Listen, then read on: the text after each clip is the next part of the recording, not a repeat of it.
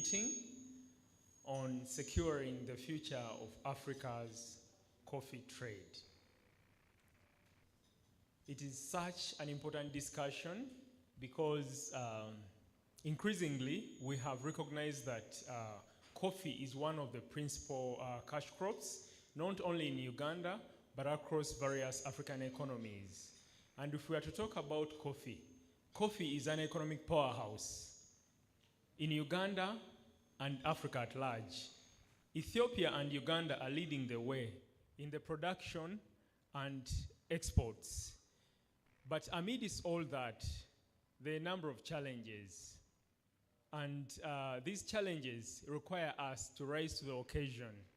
And today's discussion is going to navigate all those issues, the global coffee trade dynamics, and what they mean for African countries, African economies, but also the coffee value chain actors.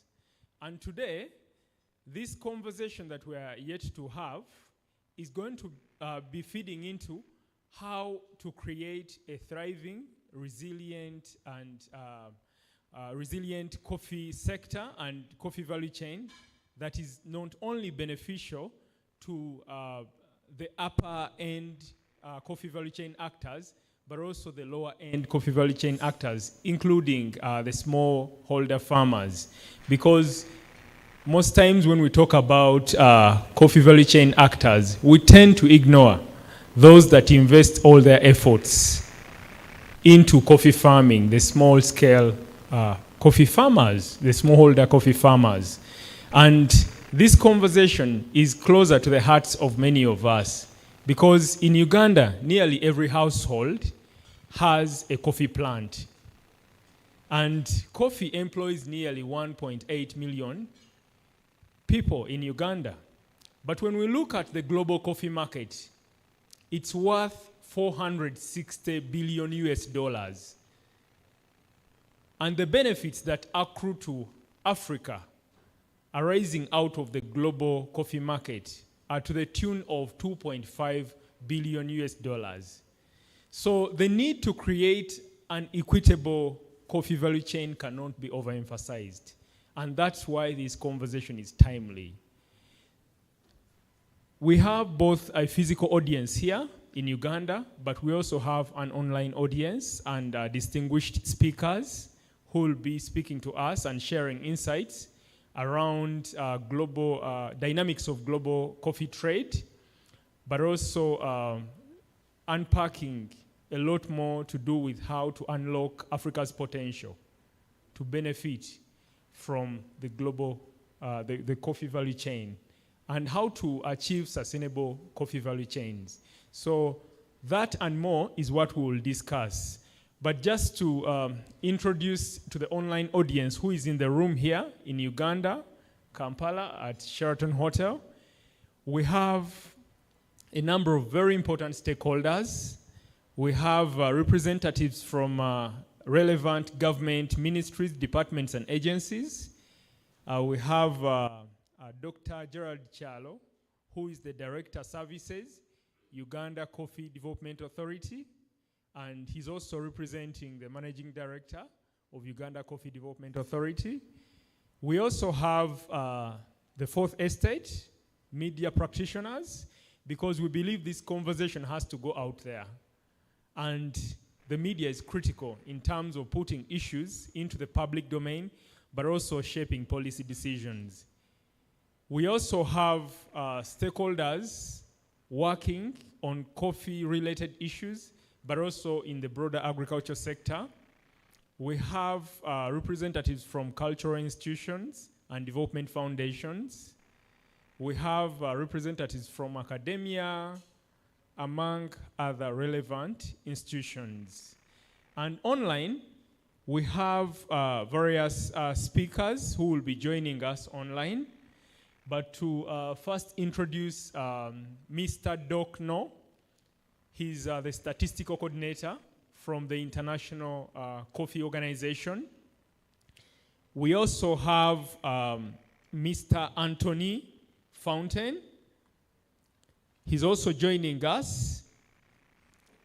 And he's the founder and managing director of The Voice and Vocal Networks.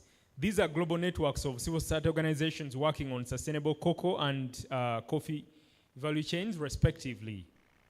We also have Honorable Christine Kaya, who is the Shadow Minister for Water and Environment, Parliament of Uganda. She will be joining us online. And still online, we have other distinguished participants who have taken out time to join us for this important conversation. And without further ado, I would like to call us to order in terms of the program. So today, this conversation that we are yet to have is driven or informed by the fact that the number of directives and global shifts that impact the broader agriculture sector, but also the coffee value chain. And some of these dynamics include European Union directives. There is a directive that is called European Union Deforestation Regulation. There is another one called Corporate Sustainability Due Diligence Directive, among others. And all those have implications for Africa's coffee value chain, but also they introduce new requirements for coffee value chain actors to meet. And these requirements will be unpacked later because we have a very important session that is focusing on Uganda's preparedness to meet or comply with EU directives. And so we will be sailed through that journey, and we will know much more about how Uganda is prepared, all the measures that have been put forward to comply with those directives. And without further ado, because we have a number of experts who will be elucidating more on these issues, I would like to call upon the Executive Director of Southern and Eastern Africa Trade Information and Negotiations Institute, Siatini, Uganda, Ms. Jane Nalunga, to set the scene and give opening remarks. Thank you.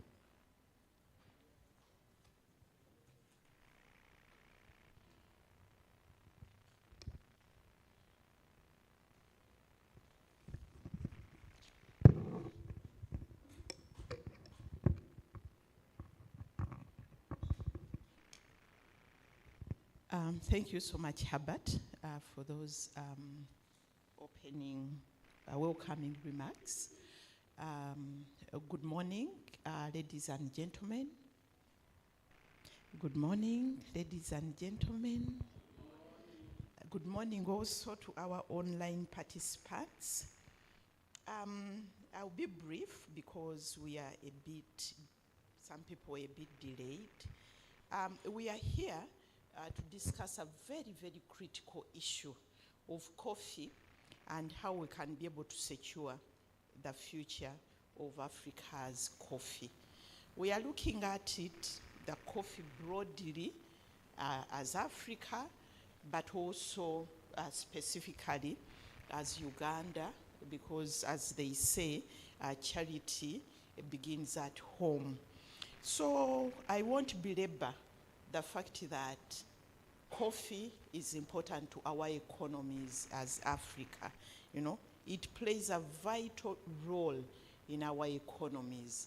It provides employment to our people, the producers, the small-scale producers, and other people throughout the value chain, the processors, the exporters, those who drink it, who sell it in restaurants. But also as a country, we depend on coffee. And I think coffee is the biggest, our second exporter, isn't it? So we earn as a country from coffee. And Uganda, we are the 8th largest exporter globally of coffee. So we rely as Africa, especially countries like Ethiopia, Rwanda, Uganda, we rely on coffee to boost our economy, to provide employment. That's why we are here. And the African Union has recognized coffee Last year, there was a meeting here, the Kampala Declaration, and the African Union, all the African leaders agreed that Uganda will be, no, coffee will be considered as a strategic product for the country. So the product, coffee, is very, very critical. So what's the problem? Why are we here? We are here, Herbert has already talked about it. There are directives coming in.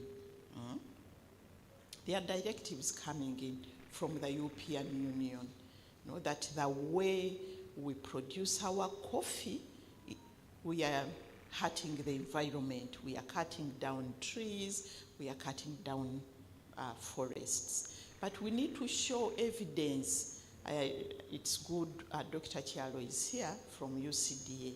You know, we need to show evidence. It's like we are guilty, but we need to show that we are not guilty, you know. So the assumption is we are cutting down forests, you know. And European Union is saying, don't bring your coffee unless you show us that you are not cutting down forests. So that's a challenge. That's a challenge to us and a challenge to our cash cow, which is coffee. Another directive is the corporate sustainability due diligence. That also obliges coffee actors to show a number of issues around human rights, social responsibility. That's also a challenge, you know. Again, they are telling us, you show us that you are implementing those directives. But there are also other challenges facing coffee today. Climate change, you know? People are waiting for the rain, yeah? Isn't it? Coffee growers and other people growing other agricultural products, we are waiting for the rain. So climate change is a challenge. How do we address that? There are also challenges of competition globally, you know, because when you look at the ladder, there is Brazil, there is Colombia, there is Vietnam, there is Ethiopia, then Uganda, we are there. That competition globally, how do we address that? That's also very, very important. There are issues of volatility in the price of coffee, you know. Some of the issues really come from the global market, the way it's handled, you know. This time, the price went up and everybody, coffee farmers, were so happy, you know. What about next year, the other year? Is it going to remain the same? So we need to address the issue of volatility of the price of coffee so that there is certainty.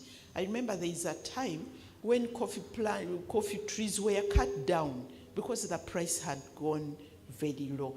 The issue of commodity, stabilization of commodity prices is an issue which UCDA and government has to address at the global level, you know, because there are also issues around the way coffee is traded at the global market. You know, so all those are issues which we need to address in order to secure our coffee. But there are also issues around value addition, you know. We can't, this business of sending bags and bags of coffee, there is a challenge. How do we ensure that we add value to our coffee? Beyond soluble and drinking it, what about ensuring that maybe we channel coffee into the cosmetics, you know? Cosmetics, that would add value to our coffee. In the pharmaceutical, coffee has many medicinal qualities. We need to do that. But lastly, I want to challenge ourselves also, because the narrative out there is that we cut down forests to grow coffee. Growing up in Masaka, I saw people planting trees in coffee plantations. The mutuba tree, I don't know what they call it in English, the mutuba tree. And coffee, the mutuba tree, and the backclose were linked. You know backclose. Some of you haven't seen it, especially the young people. We have a backclose, And Dr. Chialo, these are things which we need to revive, And for me, I look at some of these directives as an opportunity to be able to grow our backclose industry, because I see there is a time when, is it Nike, wanted to incorporate the backclose within their sportswear. There was also another motor cars where they wanted to, that was the time of the mad cow disease. And they were saying, instead of using leather in cars, why don't we look at alternatives? And the backclose was one of those issues which were put on the table. So we need to think outside the box, but we need also to challenge the narrative that we are not cutting trees when they are planting coffee. They put trees there, the mutuba trees and other trees, to be able to give shade to the coffee plantations. So these are issues we need to discuss. But at the end of the day, what we want is how do we secure the future of our coffee trade, so that we can grow our economy, we can be able to provide employment for our people and employment across the entire value chain. So thank you so much for coming. I wish us great deliberations. Thank you so much, Herbert.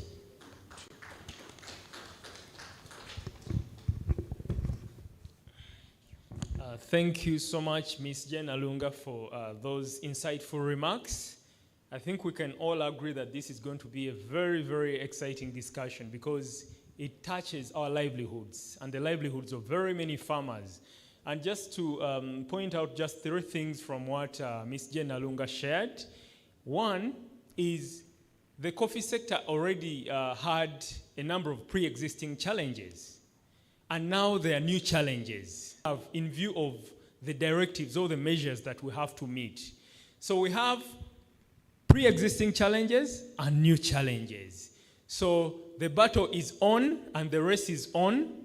The deadline to meet some of these directives, for example, the European Union Deforestation Regulation, is already clear. And from what the different experts will speak to, we will learn about what other countries are doing or borrow some experiences, best experiences from other countries, but also learn a lot more about how Uganda is prepared in the face of these directives. The other important issue is coffee was identified among one of those key commodities that are major drivers of deforestation. And in a bid to address climate change related concerns and issues, the issue of promoting sustainable value chains is important. And so coffee value chain actors are called to meet these mandatory requirements.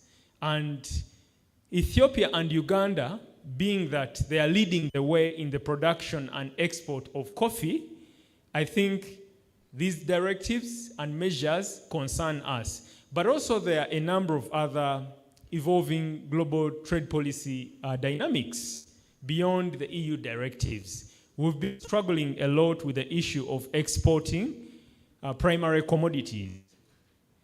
And the need to add value to our agricultural products cannot be overemphasized because we want to create jobs. But jobs can only be created when we industrialize, add value, and also gain a lot more. From my earlier insights, I shared that the global coffee market is up to the tune of $460 billion US. But Africa only benefits to the tune of $2.5 billion US. We will also interrogate that.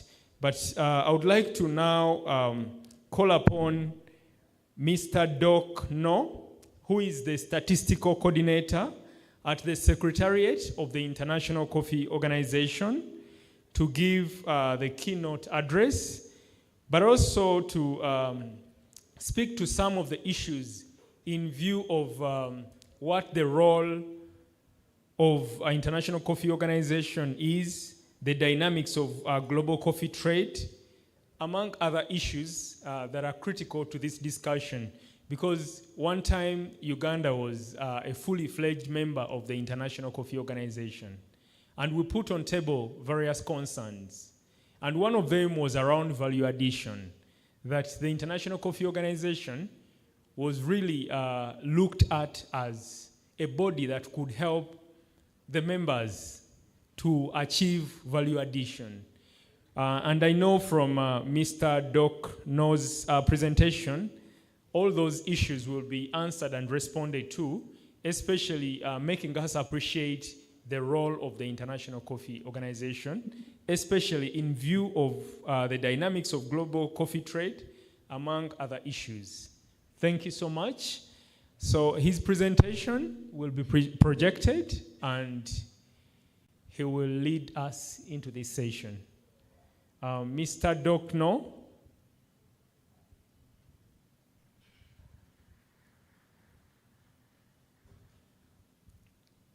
Hello, can you all hear me? Hello, we can hear you, sir. Oh, perfect. Will I have view of my presentation on screen, or do I have to look at my presentation on my computer? It's going to be projected on the screen here. The media team Okay, is handling that. Just that I cannot see my own presentation projected at where you are. So then I will look at my presentation on my computer and start. Let's address this in a minute. Yes. Because at the moment I could only see yourself, so it would be, but it would be actually good if I can see my own presentation so that I can keep time. And we are refer to projecting my the to presentation, the actual slides, and on- we'll on let the you screen know. itself.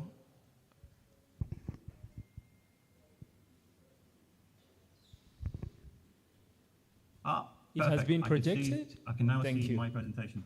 Thank you so much, Mr. Cafero. You're welcome. So maybe before you get started, I would like to also emphasize that Mr. Doc No is representing the Executive Director of the International Coffee Organization, who is Dr. Vanusia Noguera.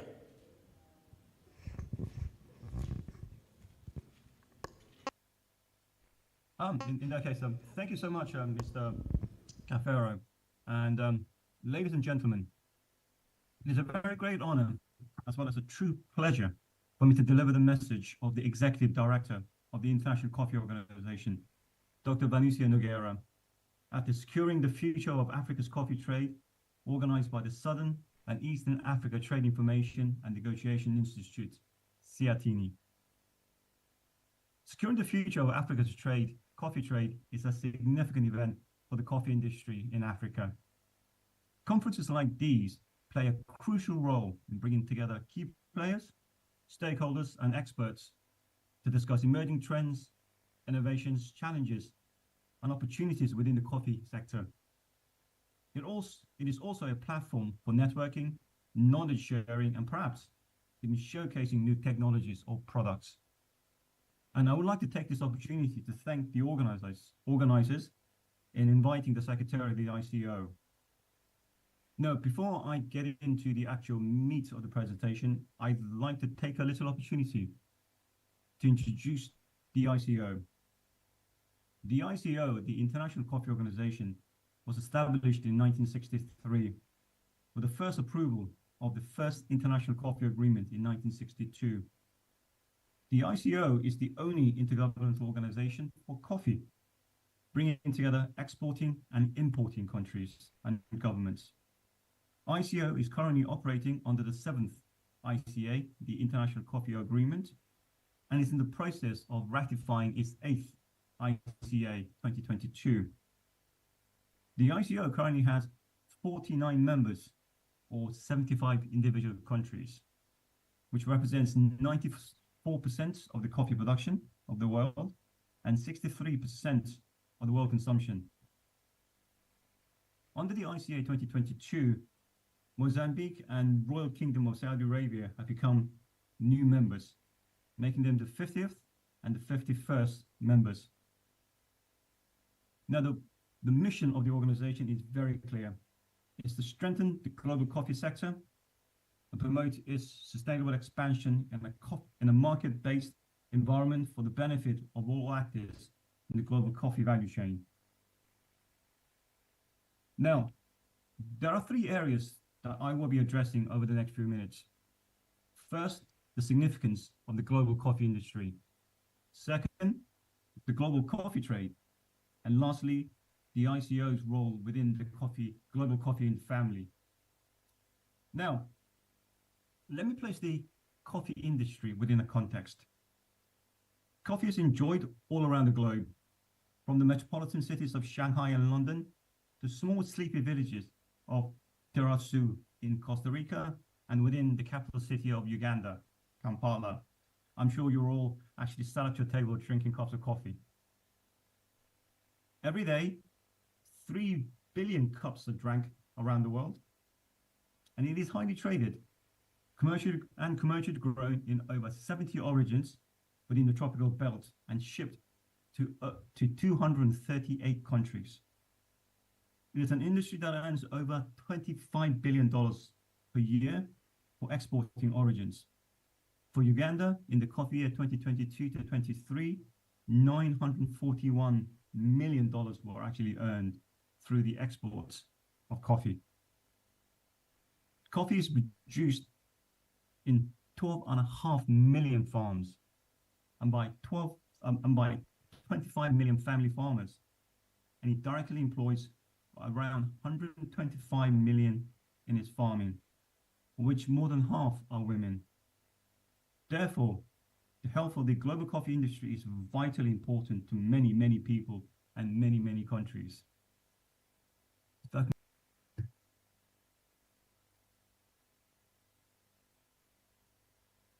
Would it be possible to move on to the next slide?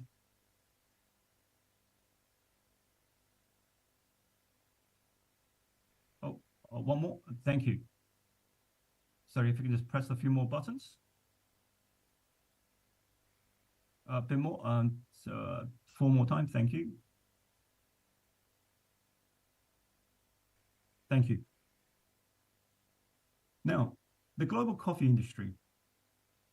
And how does, oh, if you can go back.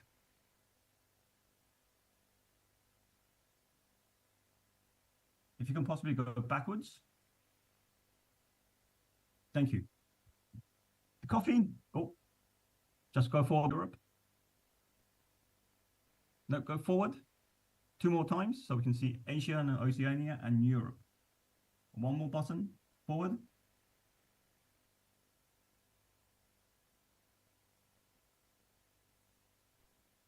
Perfect, thank you.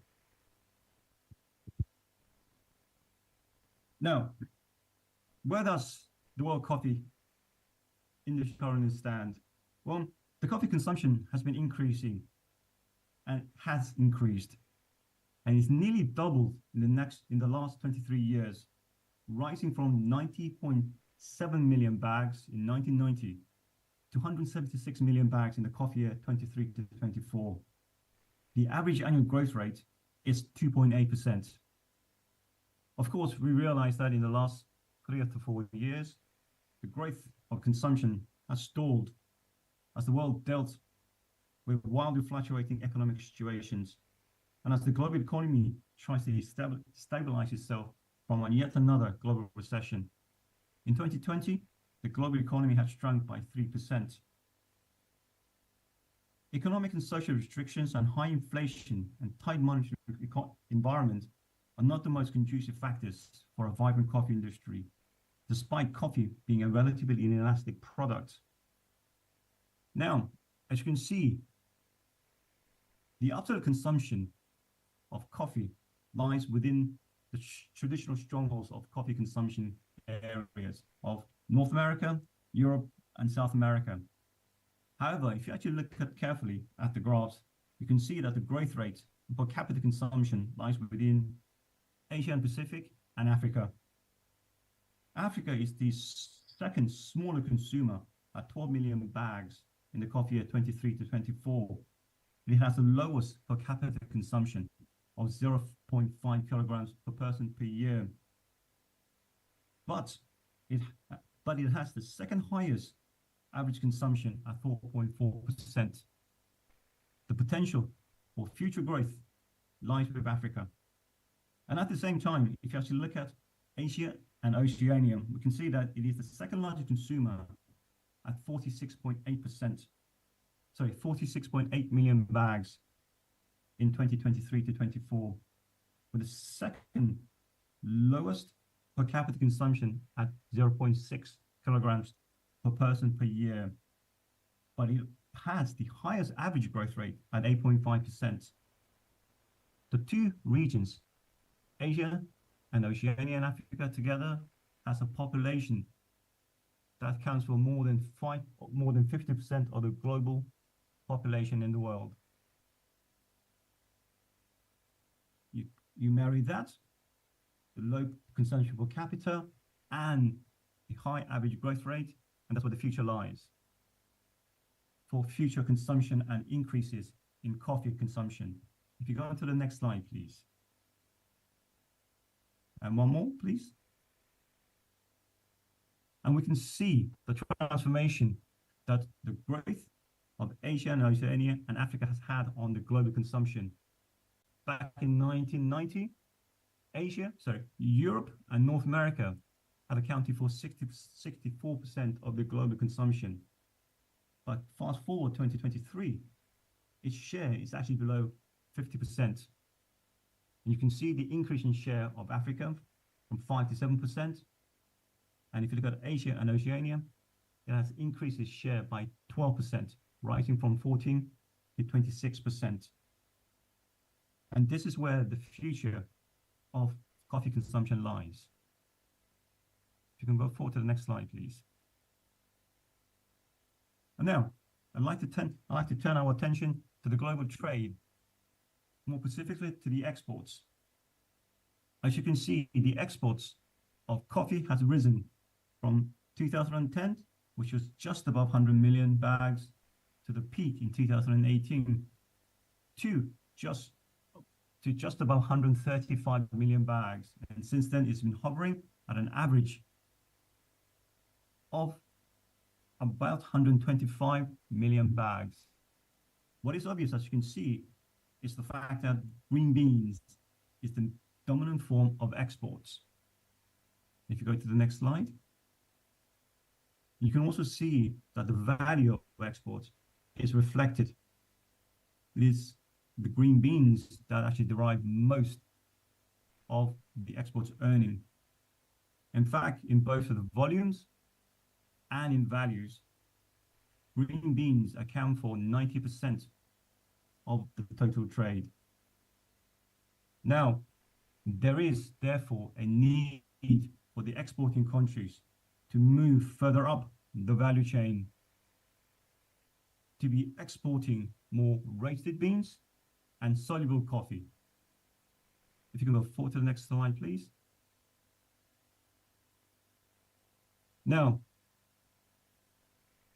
how is the actual dynamics of the global trade? As you can see, there are 4 areas in which coffee is grown: Central America and Mexico, South America, Africa, and Asia and Oceania. And these are the 4 regions that actually supply the global coffee industry. And it predominantly goes, as we mentioned earlier, to North America and Europe, where there are no production of coffee. And that imbalance. And as you can see, we can see the changing dynamics of who has the surplus exports available to supply the global coffee industry. You can see that it's Central America, South America, and Africa. As you've noticed, I've left out Asia and Oceania, because in 2023, that region, Asia and Oceania, had insufficient of its own supply to meet the needs of its own region. It was a net importer of coffee. And also you'll actually notice that with the exception of South America, you can actually see that the net balance, the net of coffee for export, is falling for all regions, including South America, and Africa, and Asia, and Africa. Only one region has its net balance available for export increasing, and that's South America. Now, if you go to the next slide, please. Can we move on to the next slide, please? Now, I'd like to spend a little time talking about the global value chain, which is, oh, if you go back.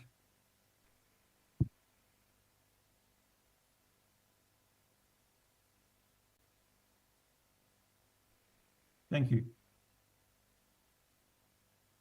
There are 12 steps necessary to go for the coffee to reach from the farmers to the consumers.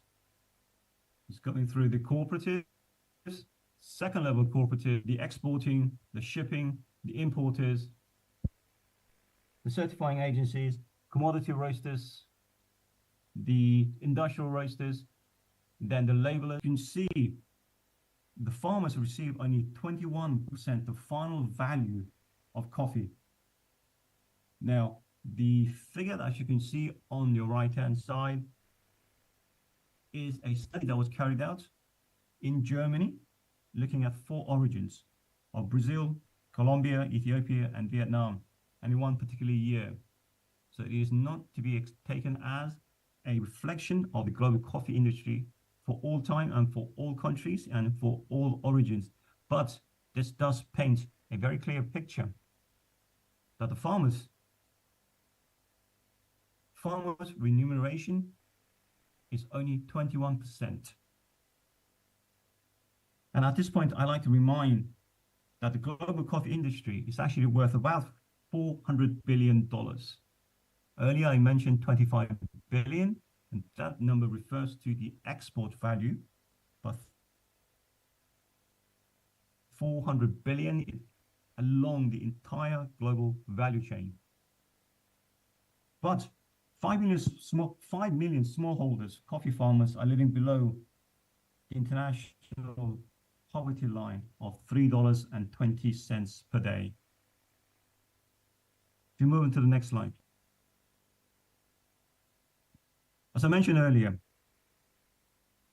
that the exports of coffee are mainly in the form of green beans, accounting for 90% of the total exports in both volume and value. So therefore, there is a vital need to shorten the value chain and increase the value retained within the coffee exporting countries. Now, there are 3 broad segments through which this could be achieved. Direct trade, where farmers are exporting their product directly to roasters. This is very prevalent among the premium and specialist coffees. And it is something that is being seen to be increasing, not just from the more specialized countries, the smaller producing countries, but also among larger producing countries like Uganda and like Ethiopia and like Brazil. The second way of increasing the value added is through e-commerce, where the farmers are actually selling their coffee beans to local roasters. Coffee is produced and sold within the same country. And lastly, the value chain could be shortened and the value increased to the farmers through local consumption. But the farmers are selling to local roasters who are in turn selling to local consumers. Now, to increase local consumption, it is key that an advantage is to take off the existing infrastructure. In the case of Africa, IACO, Inter-African Coffee Organization, and the African Union are the key infrastructures. To this end, the G25 Kampala Declaration made on the 1st of August 2024 is a wonderful news, which was unanimously adopted by the African Union heads of states, stating that includes coffee as a strategic commodity in the AU Agenda 2063 and the inclusion of Inter-African Coffee Organization, IACO, as a designated specialized agency of the African Union. Now, furthermore, I'd like to, at this point out, to assist all those who wish to increase local coffee consumption, the ICO has created and launched the Coffee Market Development Tool, which is a wealth and information-filled step-by-step guide in how to increase the local consumption of coffee, which is actually available on our website. Now, moving on to the next slide, please.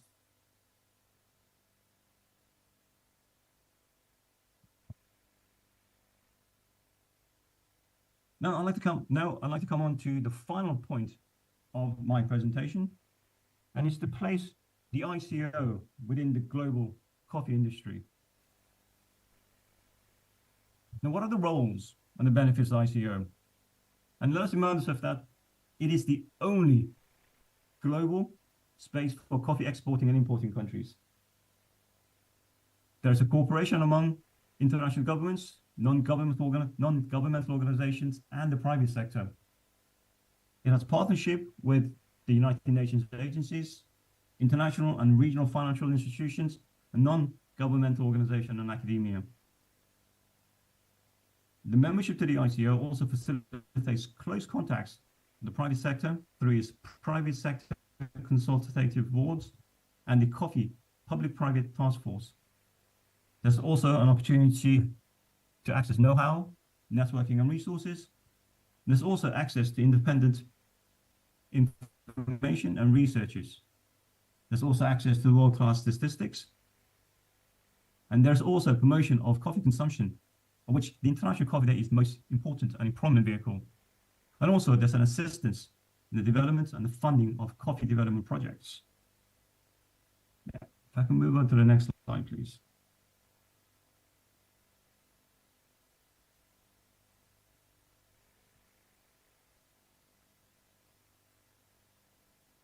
Now, both Ms.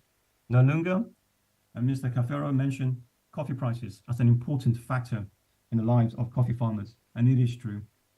And you also mentioned that the coffee prices are very, very high. As of the 22nd of August 2024, the ICO's composite indicator price was at $2.44 to the pound. This is a long, long way from the average annual price that the industry has suffered from. If you go back to coffee year 2018 to 2019, the average price was $1 to the pound. And this was accumulation of 8 years long fall from the peak of $2.05, which is reached in 2010 and 2011. Now, why do I mention the coffee prices? I mention the coffee prices because it illustrates excellently the role of the ICO. When the coffee prices hit the low of $1 to the pound, that's when the ICO leapt into action with the London Declaration and the establishment of the Coffee Public-Private Task Force, the CPPTF. If you go to the next slide, please.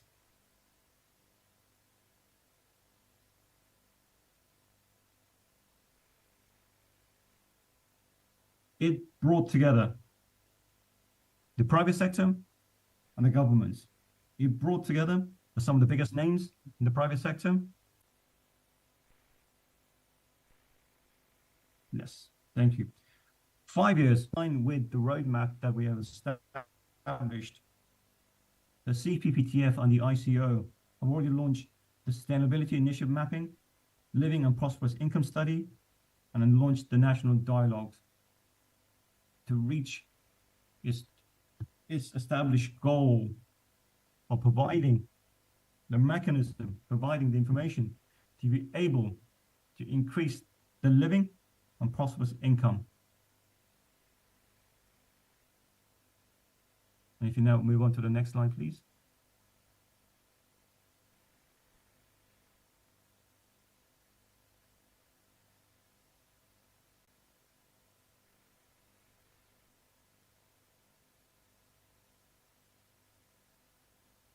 And this shows the engagements in the producing countries where the CPPDF and the ICO have undertaken actions. It ranges across the entire coffee producing belt, from Central America to South America, to East Africa, to West Africa, and to the Asia Pacific, where the actions have been undertaken to increase to awareness and to alleviate and address the gap in achieving the living and possible. If you move on to the next slide, please.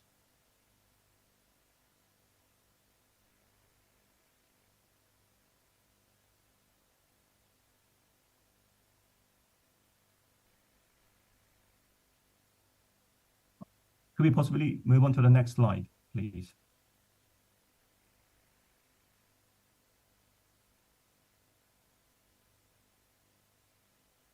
Now, the Certificate of Origin is the central document within the global trade industry.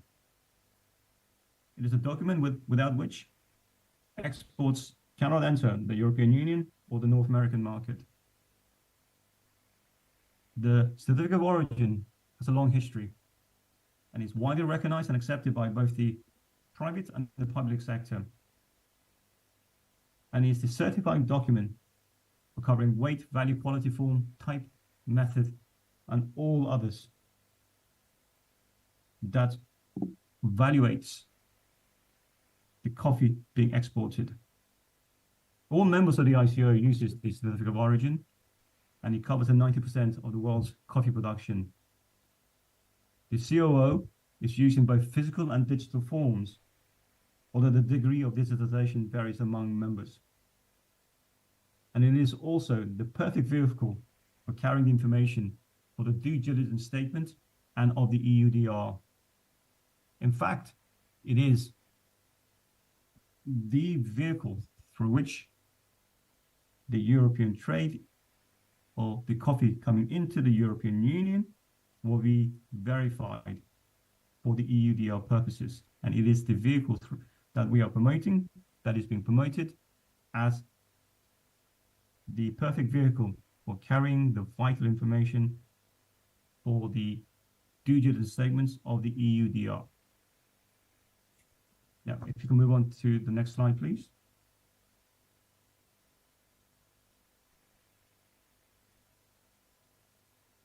Yep, if you can go forward. 12.5 million farms, 25 million family farmers, and directly employing around 125 million people. The potential for its growth is boundless, driven in the medium to long term by the non-traditional coffee drinking nations and areas of Africa and Asia and Oceania. These two regions will become integral to the brightest and the brighter future for the coffee industry. The industry also faces challenges, but we should view them as opportunities. Opportunities to ensure that the industry is well equipped to deal with a bountiful future. Now, this is only possible when all those within and along the global value chain are working together and towards a common goal. And at this point, I'd like to thank the organizing committee and wish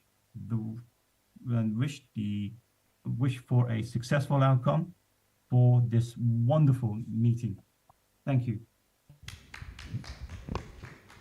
Thank you so much, Mr. Dokno, for that wonderful presentation. It's very rich with so many figures, but also issues for us to interrogate even further, because there are issues that you alluded to around shortening the value chain and the steps that we could possibly take to shorten the value chain.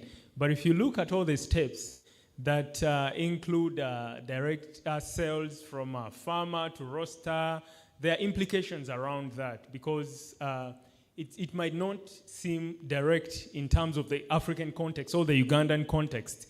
E-commerce, there are challenges around digitalization, e-commerce here in Africa that we are playing catch up in terms of e-commerce. So all those challenges around even the steps to take while shortening the value chain might need to be addressed first in order for us to actually say that we're going to shorten the value chain. But also you underscored the significance of smallholder coffee farmers, 25 million smallholder coffee farmers who contribute to 80% of the coffee that is produced. I think that's profound. It speaks to the fact that smallholder coffee farmers are very important and their role cannot be ignored. But I would also like to request that you stay much longer for us to engage the audience, both online and physical here, to be able to raise a few questions that you could possibly respond to or that could engage on as participants and stakeholders. Thank you.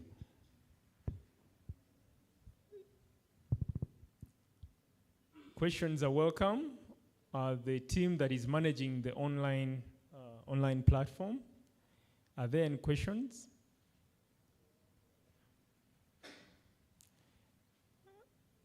There is one here.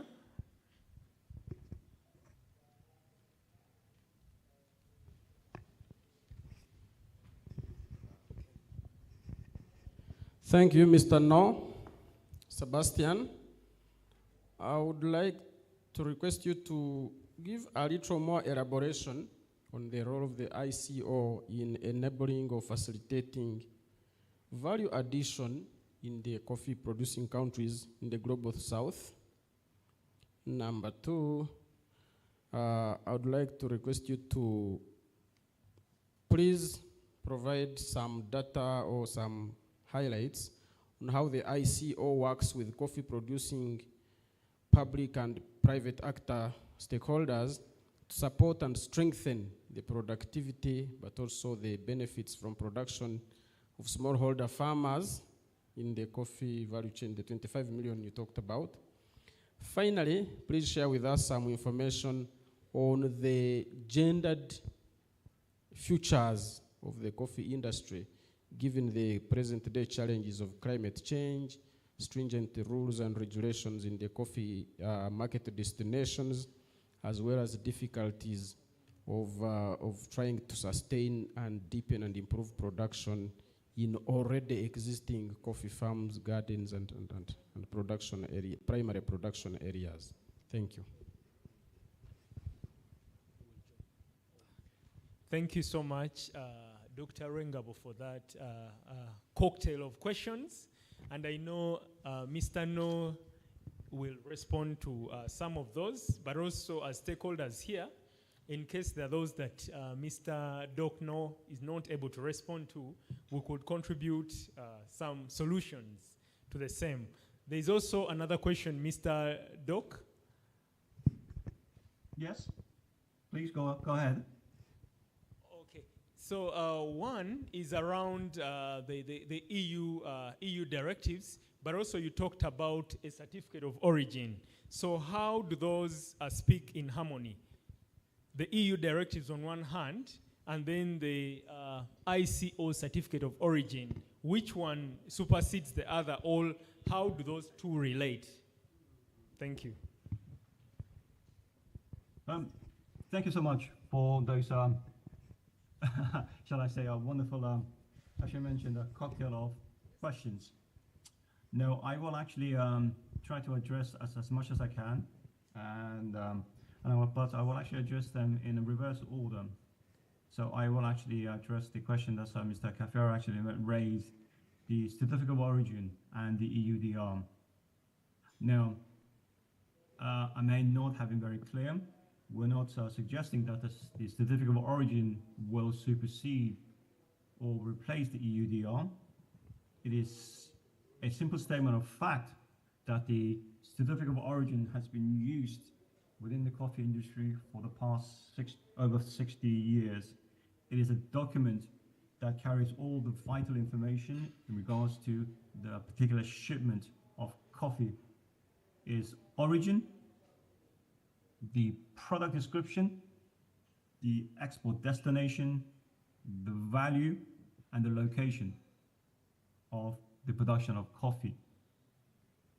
It is a document that is recognized and used all along the global value chain, starting from the moment that it goes onto the ships or to the planes, and to the fact that until it actually reaches the shelves of the supermarkets, and also onto the shelves of coffee shops around the world. For the EUDR, there is an important aspect of the EUDR, which is the due diligence statement. The question is, how is that due diligence statement carried? And what will be the most ideal vehicle for carrying the due diligence statement?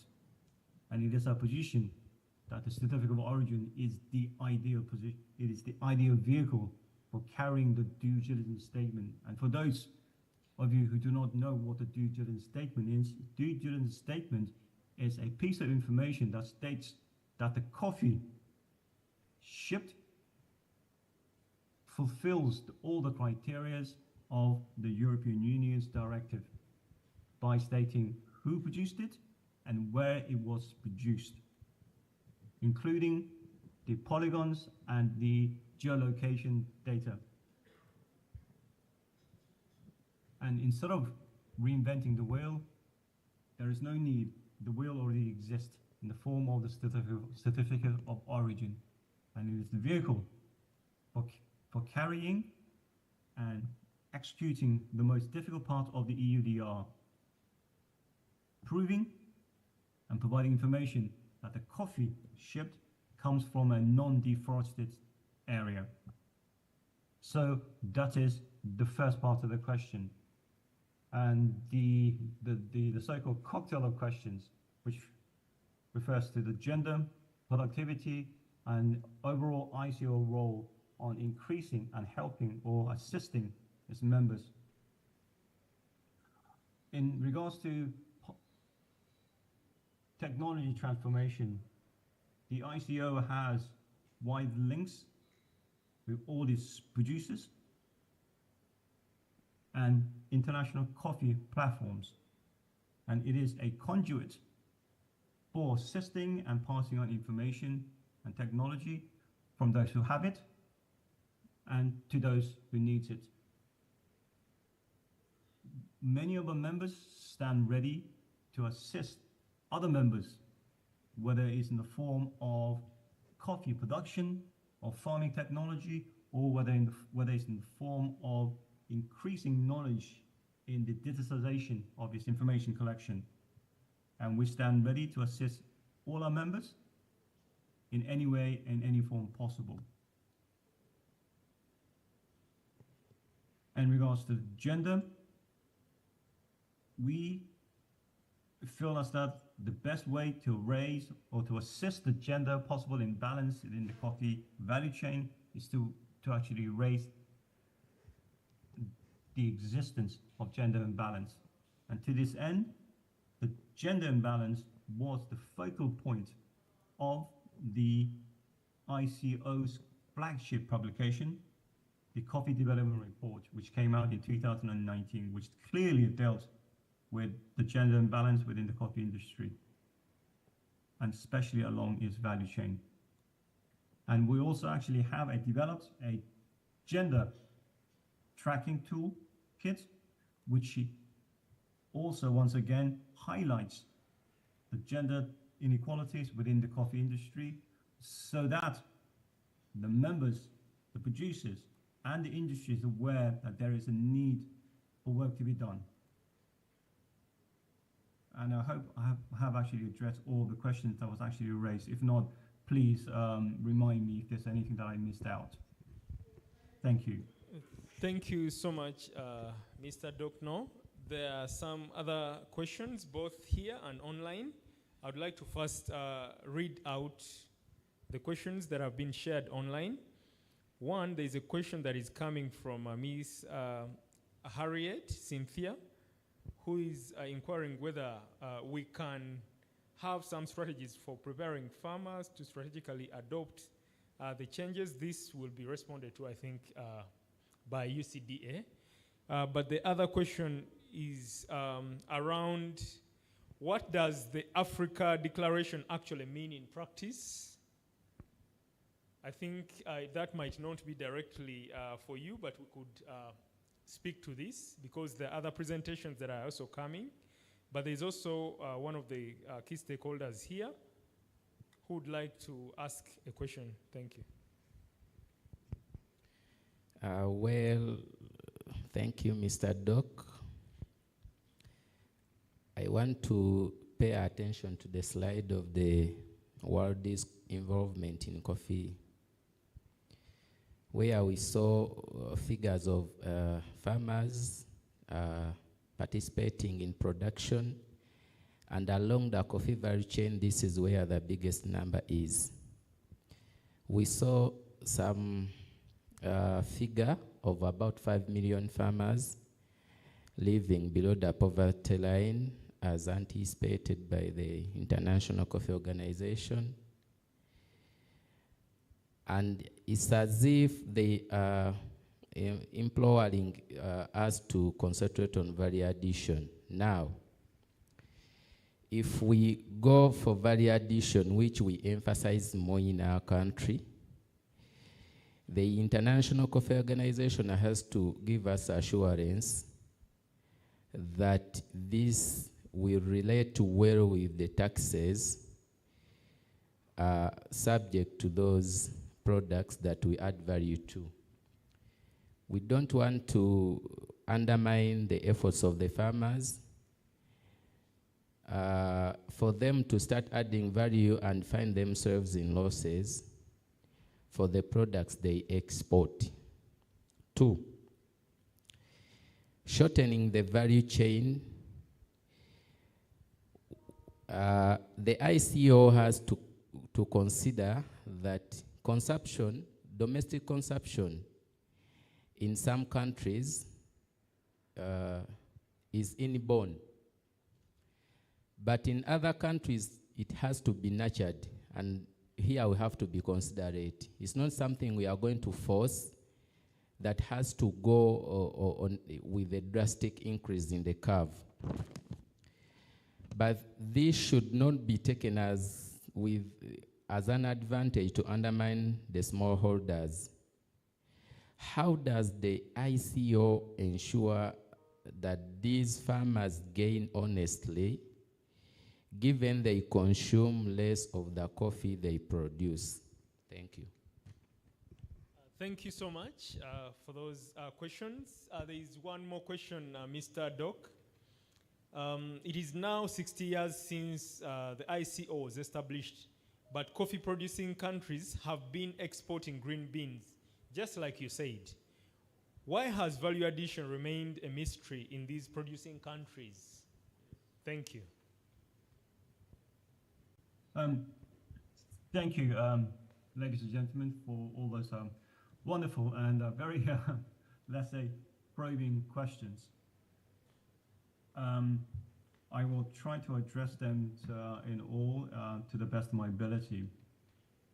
In regards to the shortening of the value chain, the shortening of the value chain is important because the longer the value chain, the further away from the final value that the farmer derives. We are not suggesting that the farmers undertake all the steps necessary to get the coffee from where they are to where it's consumed. We are simply highlighting that more steps there are, the less of the final value that the farmers derive. So it is to everyone, it is to all farmers' advantage to shorten those steps. Now, some farmers may decide and have already decided, not just in Uganda, but elsewhere, because I know for a fact that it is possible for anyone living in London to directly order coffee from the farmers directly from Uganda.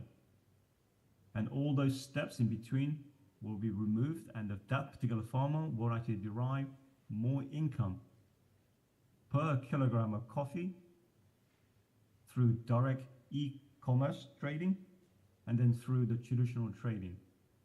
So there is a point to shortening or removing those steps. Now, going on to the local consumption area, yes, some countries do consume an enormous amount of coffee as a coffee producing nation. It is a little known fact that the second largest consumer of coffee in the world is actually Brazil, the biggest producer of coffee in the world. It consumes about 1.5 million bags fewer than America, the largest coffee consumer in the world. And it is also the largest exporter of soluble coffee, many steps away from green beans. It has the capacity to export soluble coffee because there is a large domestic consumption market available and the technology that comes along with it, through which it increases the value return per kilogram of coffee. Of course, we cannot force the local consumption to change its drinking habits, but where possible, local consumption of coffee should be promoted. And this is where the ICO has taken positive steps through running and having promotion funds available for increasing the local consumption. And Kenya is one of the recipients of that fund and that promotion activities, where through the funds available, coffee shops were opened within some of the larger universities within Kenya, where coffee is promoted, where coffee consumption is promoted.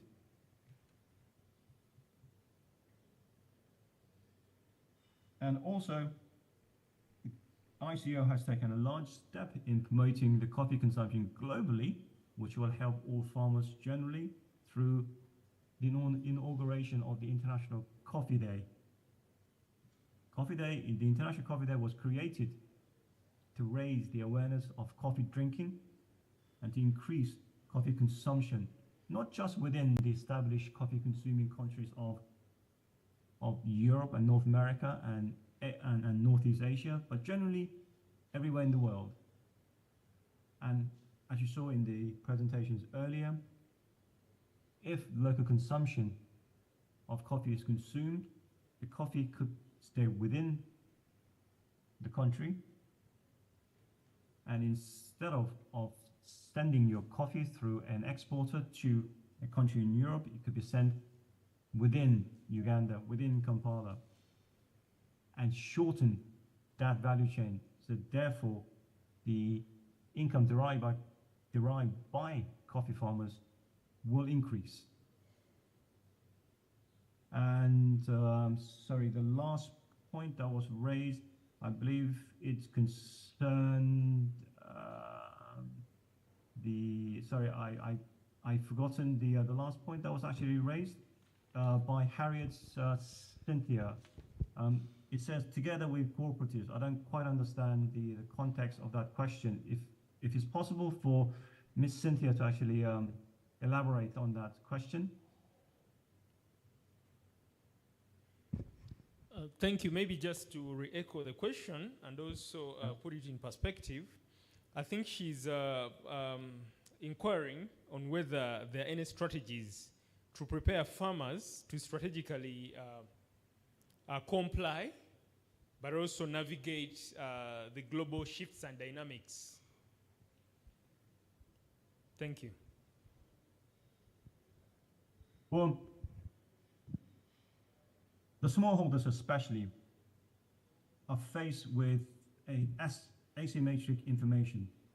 It is impossible for a smallholder to keep up with all the knowledges on their own of all the changes and dynamics of the global coffee industry, the changes in taste and in fashion, whether the Arabica is in greater demand, and within the Arabica, whether it's Brazilian Naturals, or whether it's Colombian Miles, or other Miles, or whether it is the anaerobic processing coffee, or whether it is dry coffee, or whether it's wet coffee. And this is where the local infrastructure comes into play. You need a strong central organization, and you also need very strong outreach programs. And this is where I like to actually praise UCDA for its wonderful organization and wonderful outreach programs, where the field workers carry the knowledge to the smallholders and farmers, carrying the knowledge and information down to all individual smallholders, who in turn will not be able, as much as I like to think that all farmers have all the information at their fingertips, but in order to do so, you need the support and assistance of organization that has a reach across the country. And of course, the countries themselves has to be linked to the global network. On their own, they'll not be in a position to understand the dynamics and the flows of changes in terms of legislation, technology, and simple market taste. And this is where being linked to the global information hub helps and assists. And I hope that's actually a question have actually addressed. So I hope that answer actually addressed all the remaining questions. Thank you so much, Mr. Dokno, for responding to those questions, but would kindly request to show face, turn on your video, just to, for the participants to see your face. I'm afraid I can't. It says the host has stopped me turning on my video. So if the host can actually allow me to turn on the video. The team has heard loud and clear, and they're going to allow you to show your face and turn on your video.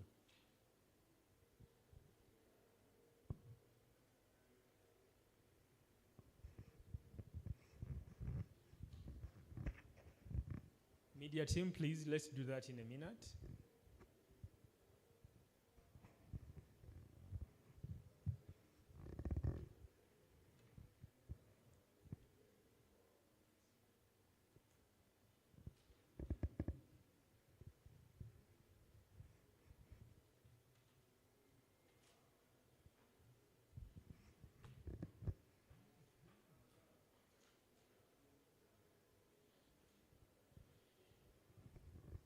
Nope, sorry, I'm still not able to turn on the video. As the media team do what they have to do, I would like to first thank you on behalf of Siatini and other stakeholders who are here for that wonderful presentation, but also sharing with us more to do with the role of the International Coffee Organization, because we needed to appreciate what the role of the International Coffee Organization is, but also how the International Coffee Organization is helping members to address the different global shifts and dynamics, including the European Union Deforestation Regulation, the Corporate Sustainability Due Diligence Directive, among others. And we have fully appreciated what ICO has to do, but also what we need to do on our part. Thank you, and personal regards to the Executive Director of ICO, who delegated you to deliver her presentation. And at this point, I'd like to thank you and thank the organizing committee for inviting the Secretary of the ICO. And I wish you luck for the remainder of the presentations and the meeting. Thank you. Thank you so much. You see how technology is a big challenge? And It's okay. Technology is always challenging wherever you Yes. are. Thank you so And much. there is always a little bit of gremlin, and of course, this is what actually makes everything a bit more interesting. Thank you. Thank you for joining us and for the wonderful presentation. I think we'll let you go now, and we'll proceed to the rest of the presentations. And thank you for setting the pace for the next presentations. So the next presentation that we're going to have is going to be on looking at what it takes to unlock the potential of the coffee value chain in Africa. But I would like to speak a little more about what this presentation or session will entail. The presentation will unpack the overview of the coffee industry, including global trends, policy and regulatory frameworks, and how they affect Africa's coffee production, trade, and consumption patterns. It will also explore the challenges faced by coffee value chain actors and also highlight some concrete steps for stakeholders to take to unlock the potential of the coffee value chain and to develop local and regional value chains. So this presentation will be delivered by Mr. Anthony Fountain, the co-founder and managing director of the Voice and Vocal Networks. These are global networks of civil society organizations working on sustainable cocoa and coffee, respectively. Thank you, and I would like to invite Mr. Anthony Fountain to make his presentation. The media team, please enable screen sharing and video.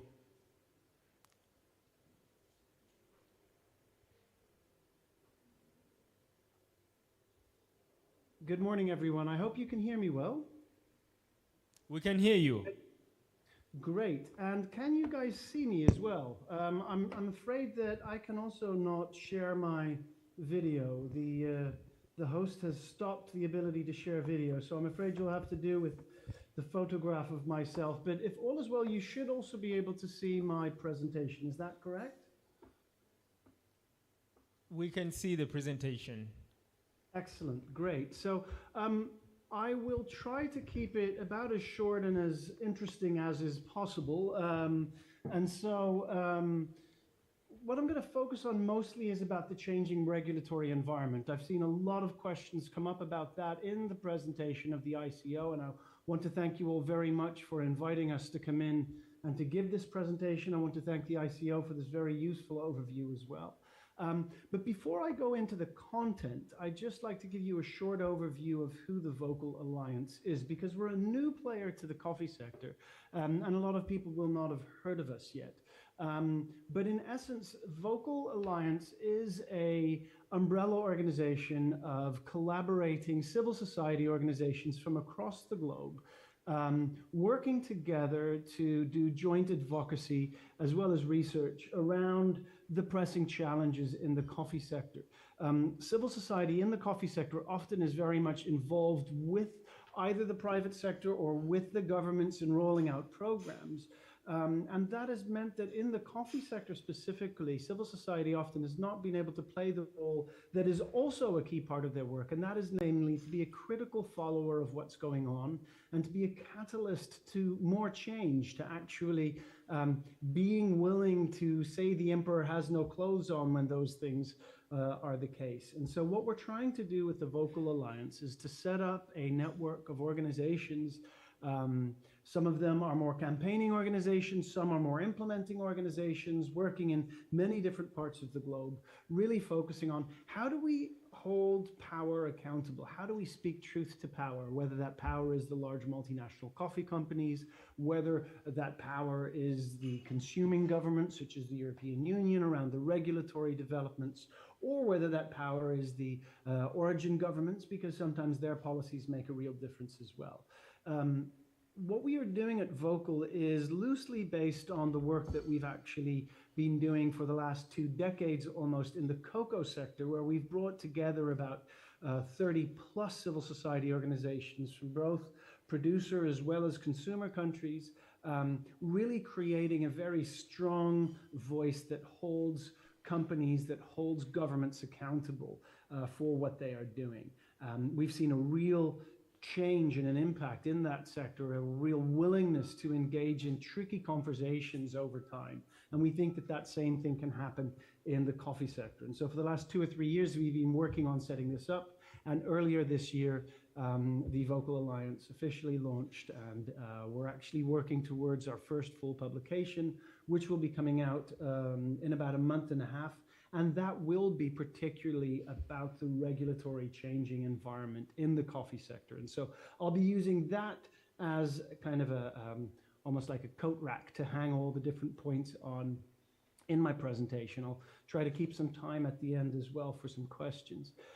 But so what the main trend that I will be speaking about in this context is, and if all is well, you should already be seeing indeed my slides switch. So the big change that we are seeing at the moment, and that we will see even more going forward in the coffee sector, is that sustainability is going to move very quickly and very drastically from being a voluntary initiative to being a mandatory access to market compliance, at least for coffee entering into the EU. And I think that we will also see quite quickly the same dynamics happening towards the US as well as towards the UK. So some really large consuming markets, by no means all of the consuming markets, but still a significant enough force that it will make a difference for the coffee sector. And we would argue that this is a welcome change, because one of the main reasons why we still have huge issues with farmer poverty, with deforestation, with child labor, with gender inequality, with indigenous rights being violated time and time again, with water and land usage issues in coffee and in many other sustainability sectors, is simply because the private sector and the governments never really had to solve the problem. It was always a nice to have. It was always up to people's own initiative. It was always up, if it fit in your budget, if it fit in your strategy, it would be nice to do. But if you didn't do it, there were no consequences. You wouldn't go to jail, you wouldn't have to pay a fine, you wouldn't lose your access to market. And so therefore, the incentive to take care of the people that are growing the coffee and to take care of the planet on which coffee is grown, that incentive was simply missing for far too long. We didn't solve the problems because we didn't have to solve the problems. An analogy often used around this is, I have 4 children. And they are messy. And if I just ask them, it would be nice if you clean up your mess after you, but it's okay if you don't, then they're not going to clean up their mess after them. There need to be consequences for being messy, because otherwise you live in a disaster zone. And the same thing is around these supply chains. If there are no consequences for a lack of sustainability, we are going to live in a disaster zone from a sustainability perspective. And so in that context, this move from voluntary to mandatory is a really welcome change. However, I think it is fair to say that the coffee sector, by and large, has been ill-equipped so far to do it.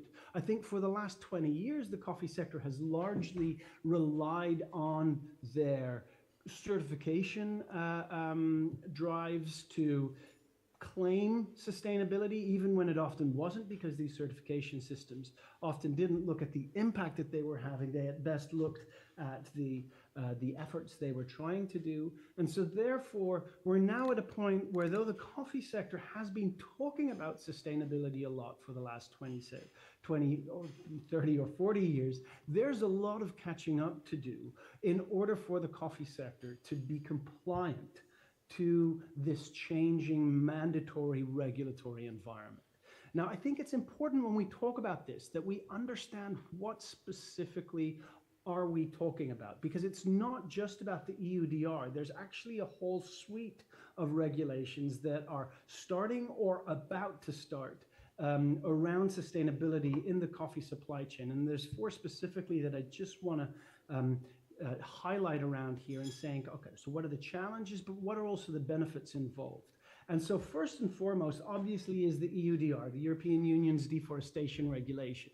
And the coffee sector spends a lot of time talking about that at the moment, largely negatively, I have to say, and I'm not sure that that's necessary because there are real benefits to this as well. We'll get to there in a minute. But what is the EUDR? It basically simply requires products that are entering the EU market in 7 key commodities, including coffee. So it's not just coffee, there's 6 other commodities.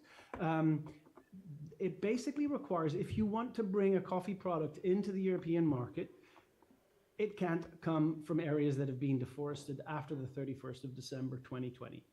And it also requires coffee imported into the EU to not be associated with crimes that are specified in the laws of the countries of origin. So that's the due diligence statement that you heard Mr. Dock from the ICO speak about. So it's not just deforestation, it's also, has it been acquired legally within that country, so there can be no land grabbing, there can be no child labor, there's other issues that are involved, that it has to be able to say, hey, look, we're really doing this also according to national legality requirements.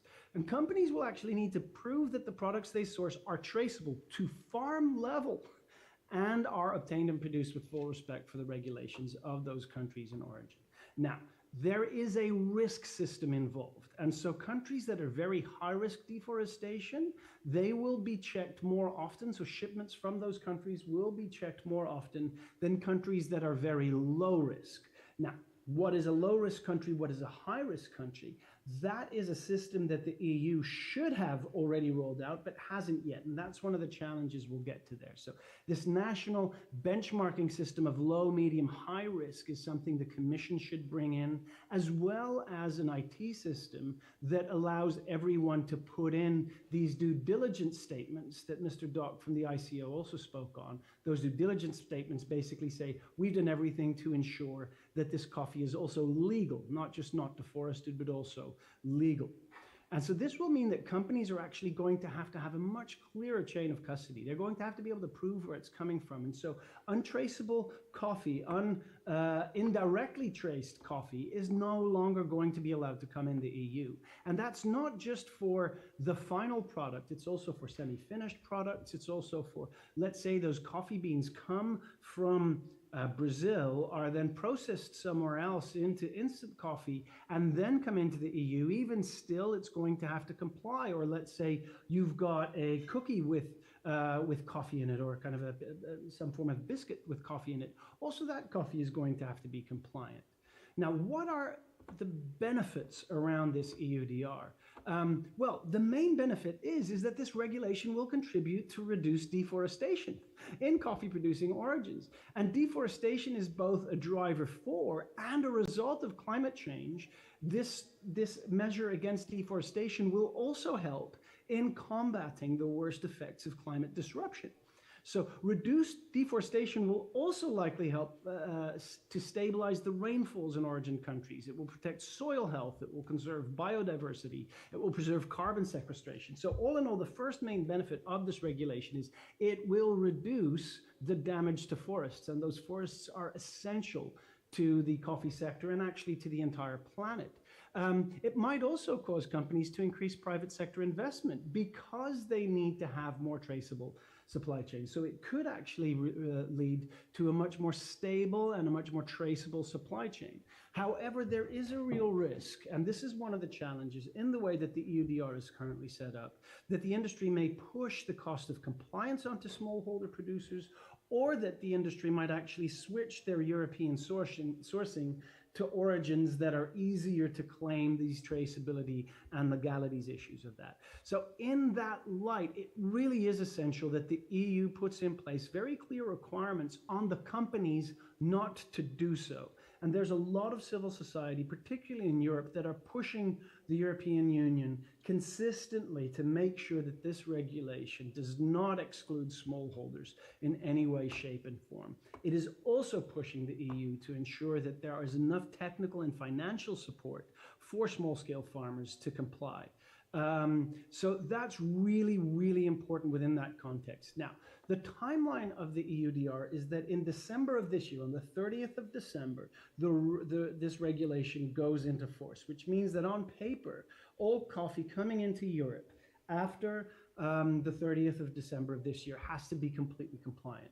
However, if we look at other regulations, the way they've been rolled out within the EU, and if you look at the fact that the EU still hasn't got their system in place for the benchmarking, they still don't have their system in place for these due diligence statements, there's a really good chance that the Commission is going to tell the port authorities and the border authorities in member states, look, you might not have to enforce the regulation very stringently at the beginning. Maybe in the first year or two, what you do is you help companies understand what it is they should do to comply. And maybe in the year or two after that, you'll start actually warning companies that they should. And only after several years will you have to start enforcing by actually blocking shipments, unless there's obviously gross misconduct taking place, at which point I think that the regulations will be enforced a lot quicker. And so I think one of the things that a lot of people are talking about, the challenges starting on the 30th of December, the EU will probably not enforce the regulation quite as stringently from day one, but it will actually start enforcing it at some point. A lot of people are complaining that we're not ready for the EUDR, but the EUDR has actually been, the language has been there for several years now.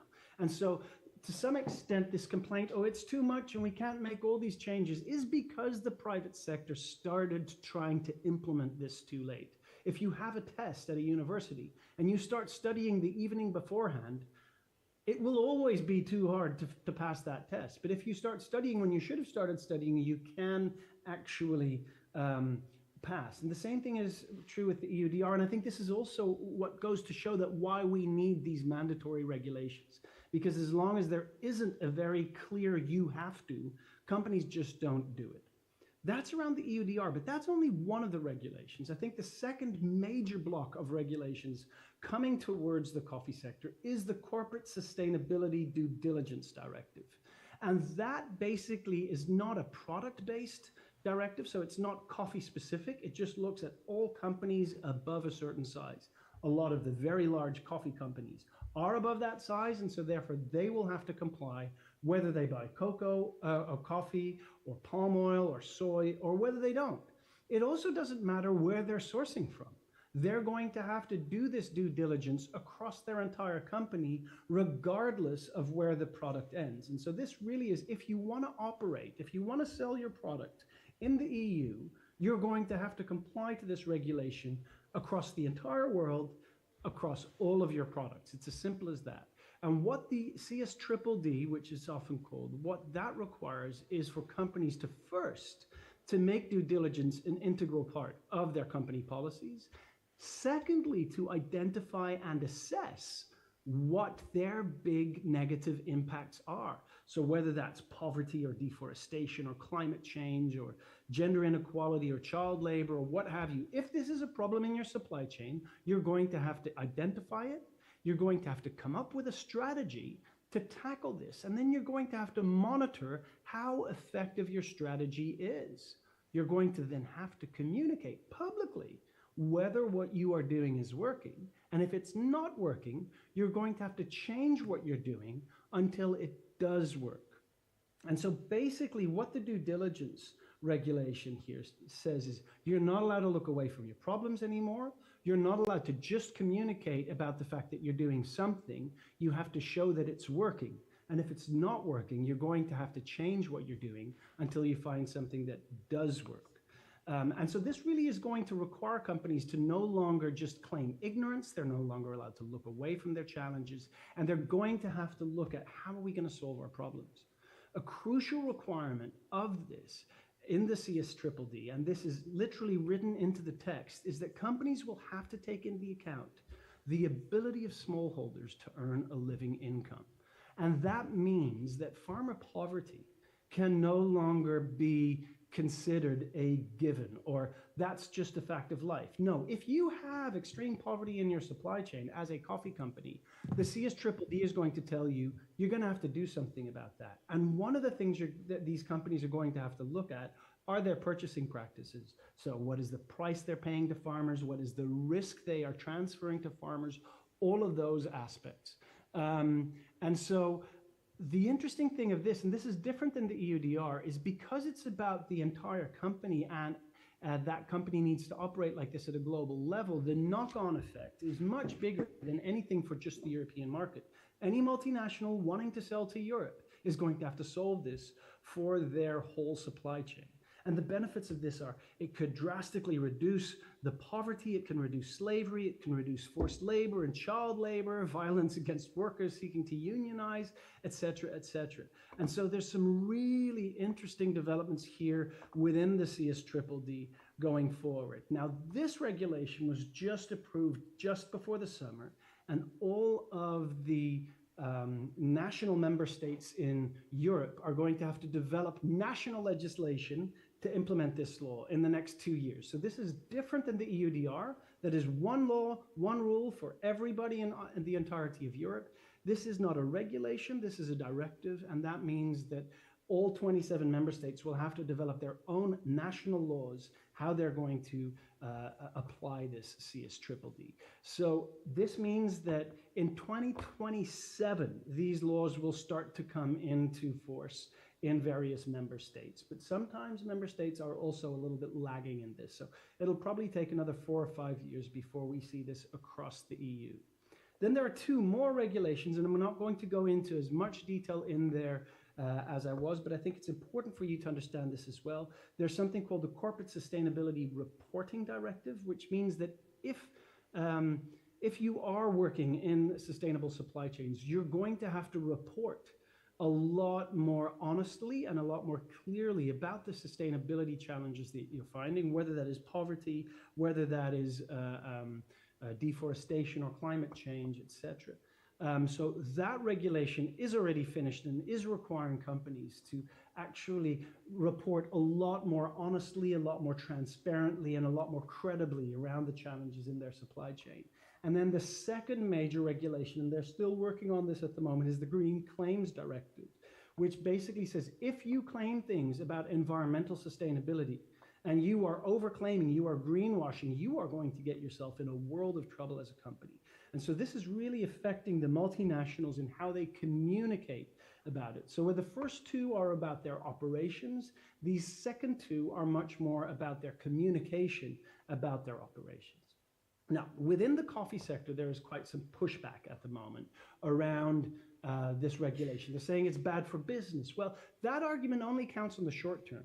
In the long term, not being sustainable is bad for business because we will not have farmers to grow our coffee. We will not have a climate that is conducive to growing coffee. So the only thing that, yes, it might cost money to implement it in the short term, but if in the long term we have no planet and no people to grow the coffee, that is bad for business in the first place.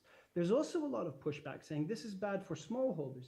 It's only bad for smallholders when the companies try to push the cost of compliance and push the consequences of non-compliance to the farmers. They really need to take up their responsibility themselves. But this is a real challenge, and I think we need to work on that, and we'll see that in the next slide anyway. Another part of the pushback is voluntary standards will solve the problem. I just saw Rainforest announce last week that their new coffee is completely EUDR compliant. It is not. You actually cannot be compliant to the EUDR simply through a certification system. There's a lot more that needs to happen. And the same is true for territorial approaches. We're seeing this happening, the JD Pizza and Veritas thing, but I'm also aware that in Uganda, the Coffee Farmers Association is also working on a territorial approach. A territorial approach can be part of a solution, but it must be coupled with farm level transparency. If you cannot trace the coffee back to farm level, you will not comply to the EU regulation, because what this regulation, especially on the EUDR, is going to require is transparency and traceability.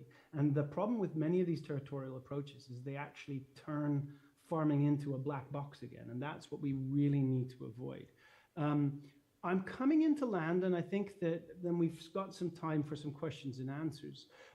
There are some things around this, and so far this has been a largely positive conversation, but there are 2 real challenges around these regulations that we really need to see changed and that we're really pushing strongly towards the European Commission for. And the first is we need to have support for small-scale farmers. That means farmers need to be paid a fair price, they need to be de-risked, and they need to be given the support, whether that's in finances or in other forms of capacity building, in order to be able to comply. So IT systems for traceability, they need to be helped and supported in better organizing and creating collective economies of scale in order to comply to these regulations that are there. And I think the second real necessary change is the regulators need to be reliable as well. Because of all the pushback that the private sector and other sectors have been given, it's been quite an uncertain path in Europe, which parts of regulation are going to be picked up and which parts aren't. And so for that, we need the EU to also just be a lot more reliable and consistent in their messages. In short, summing up what I've just told you all, these regulatory changes are, on the one hand, real challenges, and they pose real challenges to smallholders, but on the other hand, they also pose real opportunities. And in the current landscape, policies and investments of many coffee companies fail to meet the needs of the coffee sector is facing. And as a result, many coffee farmers find themselves ill-prepared to meet the standards of these new regulations, and that places farmers at risk of marginalization from the EU and other key coffee markets. And the key then lies in a scenario where private sector commitments, international policies, multi-stakeholder collaboration, and financial assistance come together to embrace smallholder coffee producers. I think it's important to state here that regulations will never be the full answer, but without regulations for a mandatory level playing field, sustainability will never move beyond the fringes of global commodity markets. I think it's also important to state that solutions are never a one-size-fits-all, and that addressing deeply ingrained structural issues also demands tailored solutions that differ not only per country, but sometimes even per region, per province, and can differ per local community. But in conclusion, regulations are here to stay now, and it is up to the coffee sector to work hard to catch up on its late start, as well as to make good on its environmental and human rights promises and potential. And the key in delivering that is making sure smallholders are included, empowered, and given the capacity to work in this. I will round off here now and leave it for some questions. Thank you. Thank you so much, Mr. Anthony Fountain, for that very wonderful presentation. I think we are really getting to that gist of the discussion, because from where we started with the presentation from Mr. Dokno, and now to your presentation, and where you ended, that the regulations or directives are here to stay, and we have to navigate. But also the other issue that you alluded to of the process that is still on at the European Union Commission level of ranking the low and the high risk, but also the IT system that has to be created, and now where smallholder farmers are the place of smallholder farmers in all these directives, because they will be marginalized in global trade, all in EU markets if they don't comply. But also now we look at the contextual issues, because they are not a one-size-fits-all, that the way they are responded to in the EU will be the way they will be responded to here. So there's need for us to look at the contextual issues. What's our context? What's the context of smallholder farmers? How can they navigate these directives? And who is supposed to comply, even on behalf of smallholder farmers? Because farmers would wonder whether they would carry the burden of complying. Who is supposed to lead the way? So I think the discussion is actually getting to that point. And from your presentation, a number of issues are coming to the fore. And what you highlighted, there is a regulation, for example, European Union Deforestation Regulation, and there is a directive, Corporate Sustainability Due Diligence Directive. So I think even the language around that is important to inform us of the importance of these measures. And also, you alluded to companies when you spoke about the Corporate Sustainability Due Diligence Directive.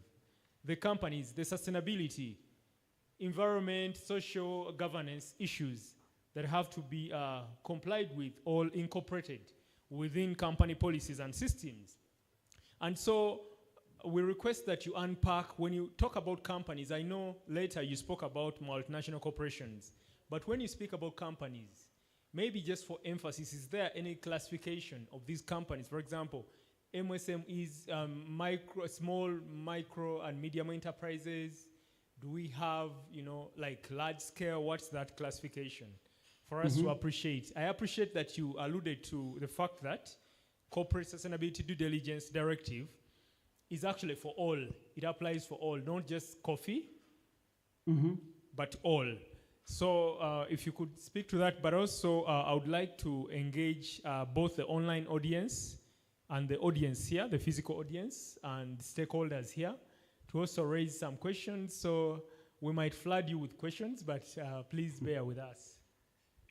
That's all good. So so the first question around kind of size of companies, the CSDDD, so the Corporate Sustainability Due Diligence Directive, is very much focused on large companies, so real large multinationals, above several thousand employees, above hundreds of millions of dollars or euros of gross turnover every year. And so that's really not compliant to the SMEs. However, companies that sell to or source to or from these large multinationals will therefore also be part of this ecosystem of the regulation, because the large company will have to be part of it. For the EUDR, even though small and medium companies are going to have to comply at a later stage, the EUDR also does very much involve smaller companies as well. Basically, they're trying to assure that all of the coffee, all of the cocoa, all of the soy, all of the palm oil coming into Europe does not drive deforestation, which is, if not the number one, then the number two driver of climate change in this world, right? So it's a future-proofing thing that says, sorry, we can't make exceptions for small or medium enterprises or micro-enterprises where it comes to deforestation, because otherwise it's still death by 1,000 cuts. So the EUDR will comply, all coffee coming into Europe. The CSDDD is more the large multinationals, but because most companies do also connect with those, there's going to be a very strong knock-on effect to small and medium enterprises there as well. I saw in the questions that there's a question, why does the EUDR not refer to agroforestry? And I think that that's a valid question, but at the same time, I think it's important to understand that agroforestry is not an antidote to deforestation. Deforestation is cutting down the actual forest. If you actually cut down the old growth forest and turn that into what in most circumstances is an agroforestry system, you're actually strongly negatively affecting the ability of that ecosystem to capture carbon, to capture rainfall, to do biodiversity, etc. So an agroforestry system, though it is so much better than monoculture cash crop system, is not a substitute for a old growth forest. And so there's a role for agroforestry to play, and I think you'll see that very much in part of the Corporate Sustainability Due Diligence Directive. But you cannot use agroforestry as, oh, it's agroforestry, so it's not deforestation. You can have a fantastic gold standard agroforestry project that has been planted as a result of deforestation. And so therefore it's quite important to make the distinction between that. Now, please don't get me wrong. I am a very big fan of and proponent of agroforestry systems. I think that diverse agroforestry systems or complex agroforestry systems, depending on which definition you use, are the future of commodity and tropical agriculture, and probably even also of non-tropical agriculture. I'm a big fan, big supporter, think they are very necessary, but I think they are not a substitute for old growth rainforests. I think they're a substitute for monoculture plantations. So that's trying to answer one of the questions in there, as well as looking at how do we make sure that smallholders are involved here. And I hear your question, but the big challenge of smallholders getting involved here, this is like asking, no, let me rephrase that. The challenge here lies with those in power, and smallholders generally tend to not be those in power. And that means that the key responsibility on how to make sure smallholders aren't marginalized is not up to the smallholders, but it's actually pressure that needs to be put on the regulator and pressure that needs to be put on the multinationals, because they are the ones that are going to have to not abuse the smallholders. If it were up to smallholders, they wouldn't be abused in the first place, right? So I think that it's really important within that context. There's one thing that I think smallholders should do and can do and need to do rather urgently, and that is to work together, to come together, to collectivize, to create unified voices, to create cooperatives at a local level, to create national platforms at national levels, to create regional platforms at regional and continental levels, and to make sure that they are at the table when these decisions are made. As I like to call it, nothing about us without us. And so therefore, getting the voice of producers at the table is a key part of the situation there as well. I see that in the questions John Mugonia has asked, is there a guard against pushing the cost of compliance to EUDR to smallholder farmers? Sadly, no, that's really not sufficiently be put in place. And so therefore there's a lot of pressure from civil society and others in Europe towards the Commission to say, we need to address that. However, this has also got an unintended negative consequence that companies are now all of a sudden saying, oh, this regulation is really bad for smallholders, let's not do it. And I'm like, that is duplicitous and hypocritical, because a company, specifically the large multinationals, are not forced to push the cost of compliance to smallholders. They could choose to bear the cost of compliance themselves, but they choose to make the smallholders pay, to make the smallholders bear the risk. And I think that is what we need to fight against strongly. And I think that that's something that we are working on to see how can we redress that inequality, so to speak. And then a smallholder farmer whose farm is not compliant will sell their coffee to a lower price to a farmer whose farm is compliant. Yes, the EUDR does guard against that, because that's where you need traceability to plot level. And if a farmer has unrealistically high yields, then that will come up in a risk analysis saying, we actually don't believe that this data is credible, and then you'll start looking at that side selling. But it does actually also require credible local traceability systems. And that's something that I think at a regional and at a local level, we really still need to see changed quite quickly. And then Abner Boca asks if I could clarify on the type of forests. It is largely natural forests. Artificial forests, so agroforestry, etc., does not comply here. And there's been a real fight around which kinds of which kind of forests, which kind of like, do peatlands fall under this? Do mixed zone forests, etc., fall under this? And there's a conversation taking place there.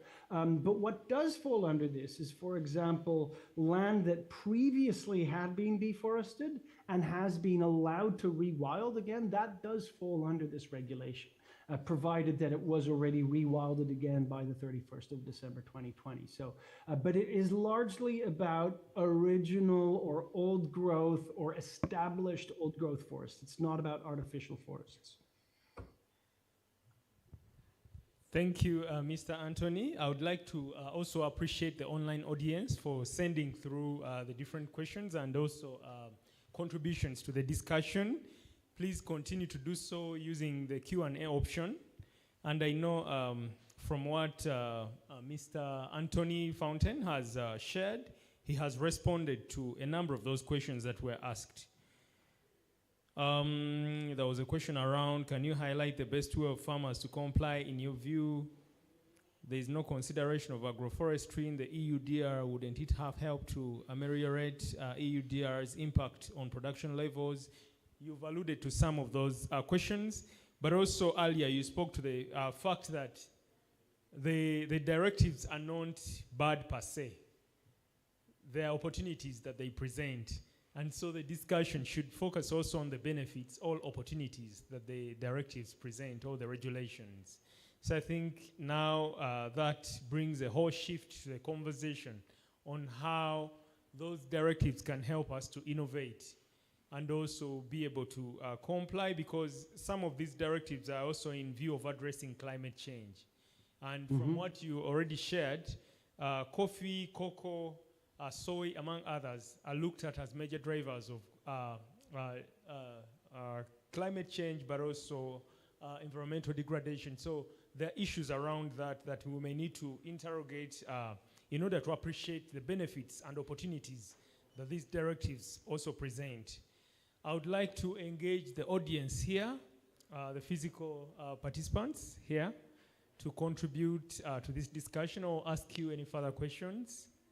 But for now, I I have would time. like to... I have time for one more question I have to say, because in my agenda, this was going to be finished half an hour ago, so I do need to kind of move to a next meeting soon. So forgive me for that. Please, just 2 minutes. If another question could be asked and you respond at once, please.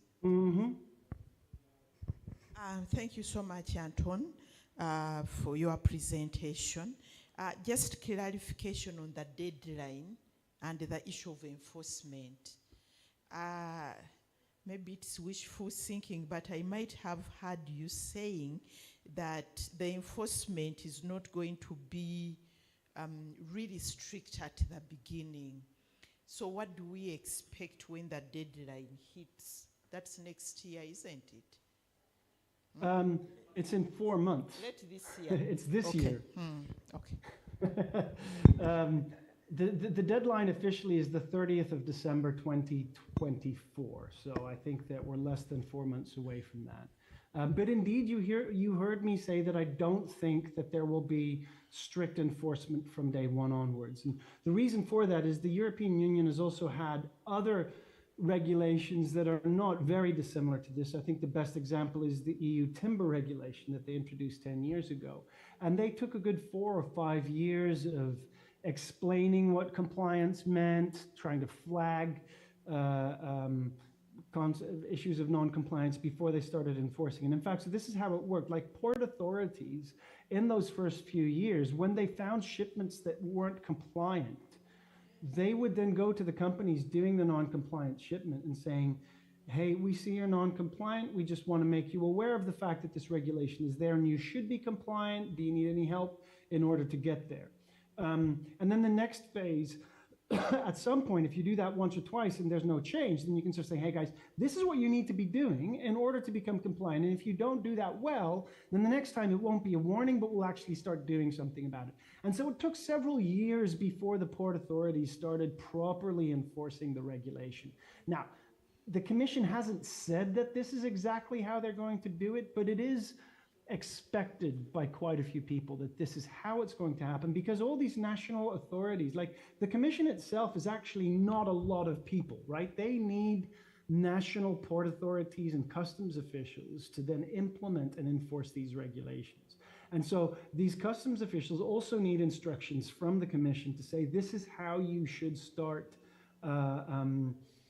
checking these shipments. And so this is kind of what they're doing at the moment, is they're talking to these port authorities saying, this is how you should do it. And the expectation is that indeed from the 30th of December, it won't be that all of a sudden you will miss it, but it will be a gradual process. Now, the thing is that a lot of the companies might not want to run that risk. And so what you are seeing is that companies are trying to preempt that by being either trying to find the coffee that is transparently sourceable or selling to other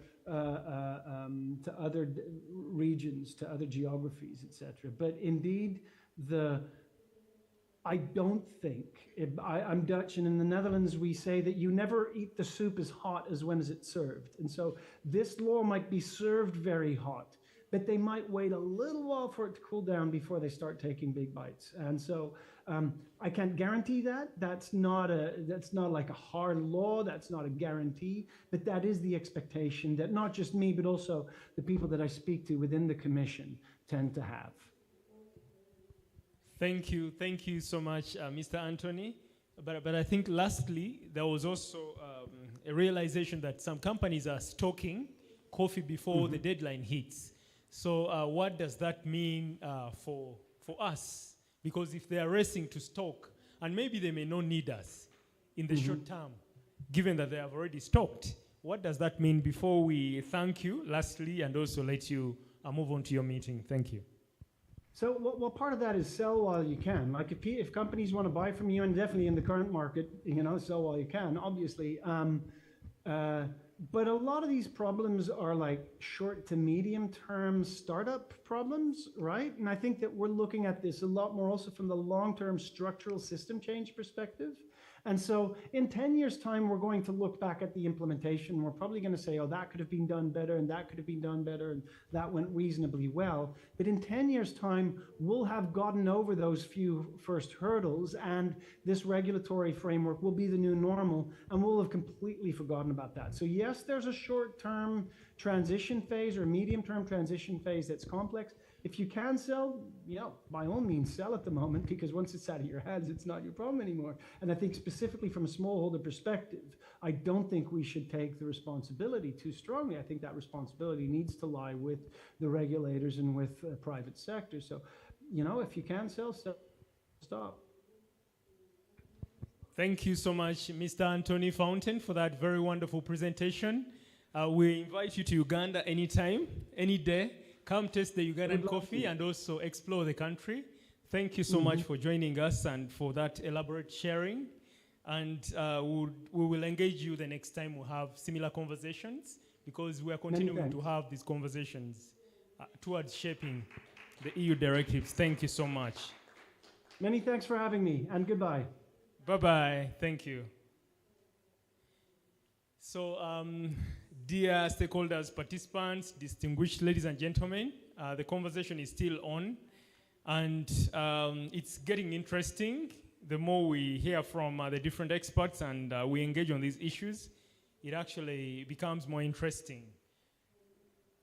Wow. So Mr. Dokno is right there because we missed looking at him. I mean,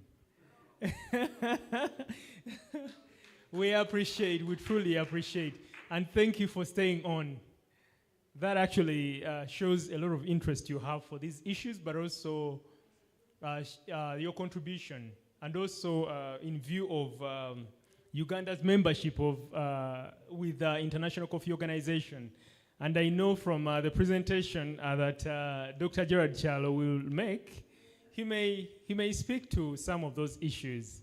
And you've heard it from the stakeholders here in regards to what they also expect the International Coffee Organization to deliver on.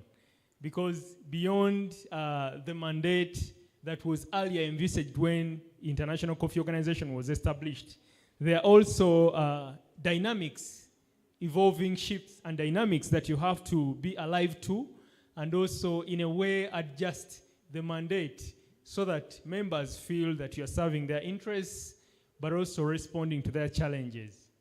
Thank you so much. I think we'll let you stay on, not to let you go, but I would like to now welcome the next speaker, who is Dr. Gerard Kyalo, who is the Director Services, Uganda Coffee Development Authority. We had on our program that section for a session for plenary discussion, but we've already had that. And so we'll now get to Dr. Gerard Kyalo, the Director Services, but also representing the Managing Director, UCDA, who will be speaking more about Uganda's preparedness towards complying with the EU Deforestation Regulation, which is also in short called EUDR. And I know, listening into the conversation, his presentation has even become more interesting and exciting because he will be addressing some of the issues that have emerged. Thank you, sir. You're welcome here.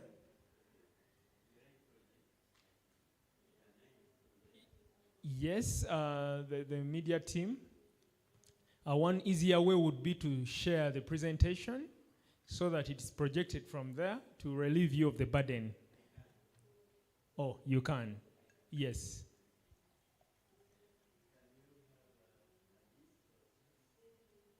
Yes, but maybe those who are online, there are some other speakers who are online. Honorable Christine Kaya, who is the Shadow Minister for Water and Environment, Parliament of Uganda, is online.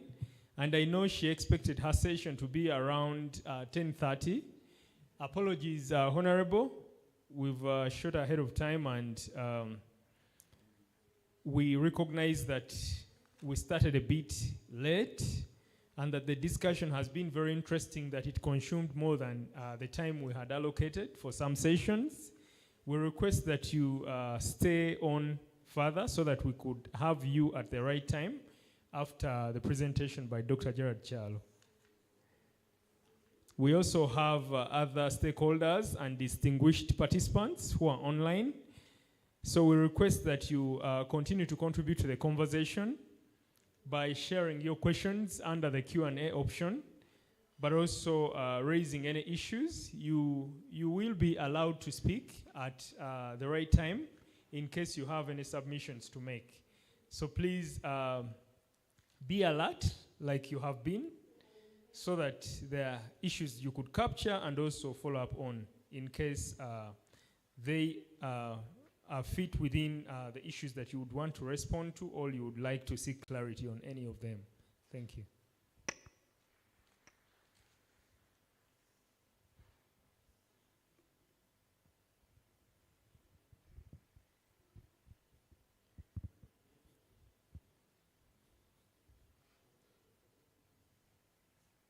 Okay, thank you very much.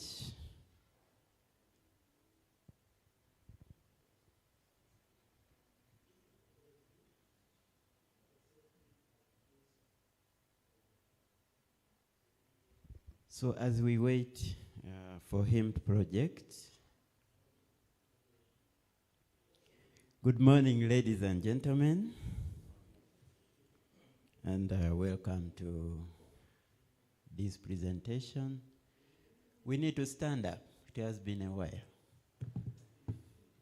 Maybe let's move around and greet one another. Yeah, we haven't greeted one another. As we stretch.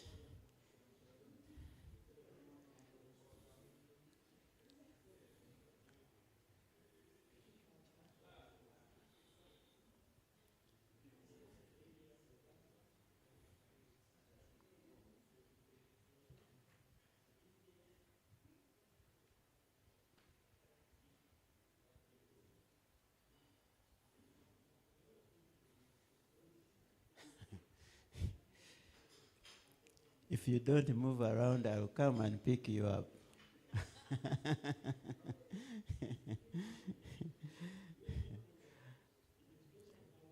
Okay, I think that's a good break. My name is Gerard Chalo. I work with UCDA as the Director of Development Services. I would like to thank Siatini for organizing these stakeholder engagements, especially around EUDR, CS3D, and other regulations. It has helped us a lot to create awareness, and we should continue to do this. We are moving into a time of more engagements, so I think it will be very good if we continue and even roll them out beyond Kampala. I would like to recognize the presence of our board member, Mr. Okot there. You are very welcome. Yes. Okay. The previous speakers were very, very good they made my life extremely easy. I don't have to repeat many things about EUDR and CS3D. You have heard these things before, and they are coming at a time when our production is going up, so we have no option but comply. Maybe I just wanted to highlight two things from the previous speaker, that actually coffee per se is not a driver of deforestation in Uganda. It is not. And based on the data we have, out of so many plots, the non-compliant plots are actually below 10. So coffee is not a driver. And the deadline, we still have the deadline as 30th December 2024 until we hear of such any communication altering the same. So EU has been quiet, and therefore we have no option but to make sure we are compliant by that deadline. The first speaker talked about what we call territorial approach. And I wanted to tell you that the EU did not approve territorial approach. We used it some time back, and we wanted them to declare Uganda as compliant. Because when we mapped the entire country, very few plots were non-compliant, and we could remediate them anyway. But that approach is not acceptable according to them, or it's not yet approved. So the only option they gave us was to go with traceability, which means we must know each and every coffee farmer and their plot where it is located by collecting GPS coordinates or collecting geopolygons. So the EUDR requires us to collect GPS coordinates. For farmers having plots larger than 10 acres, we are supposed to collect a polygon. A polygon is kind of like a map of your garden. So if with all its corners, we can plot and see on paper how your garden looks like. That's what they call a polygon.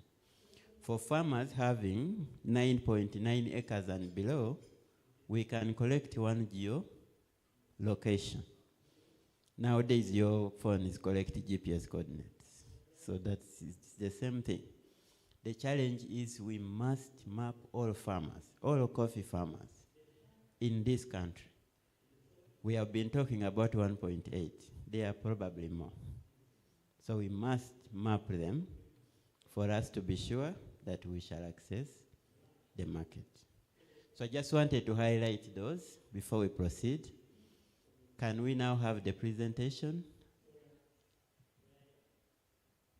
Many of the things about EUDR have been discussed, so I will skip them. So what I will do is just to give you a highlight of where we are in the industry. I'm going to skip everything about EUDR and go to the update or progress. Where are we now? Yes. Next. Yeah, so last financial year, Uganda exported 6.1 million bags of coffee, fetching us $1.1 billion. That means we finally hit the 1 billion mark, which we had targeted to do under the coffee roadmap. So over the 12 months, this represented about 77% of what we had set. For that financial year, we had set to export 8 million bags. We achieved 6.1.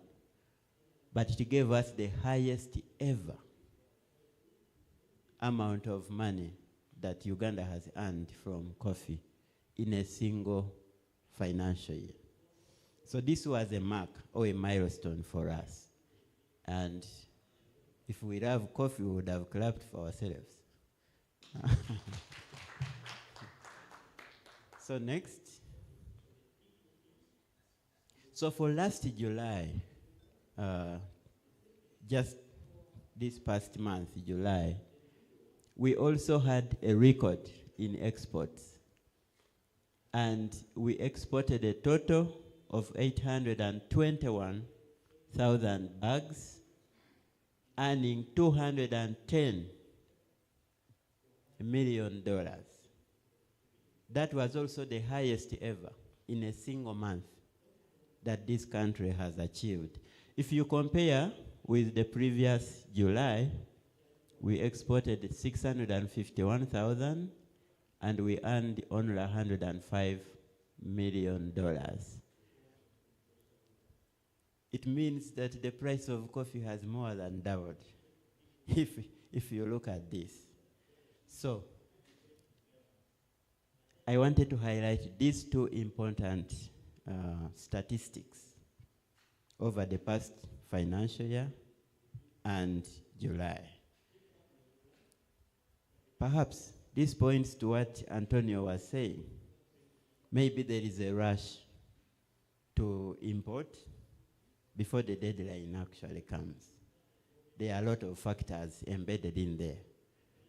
On the outward, we can say we are performing well, even though there are hidden factors.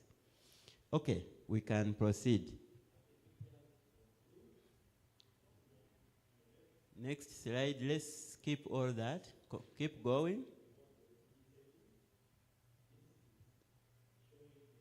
Keep going until I tell you to stop.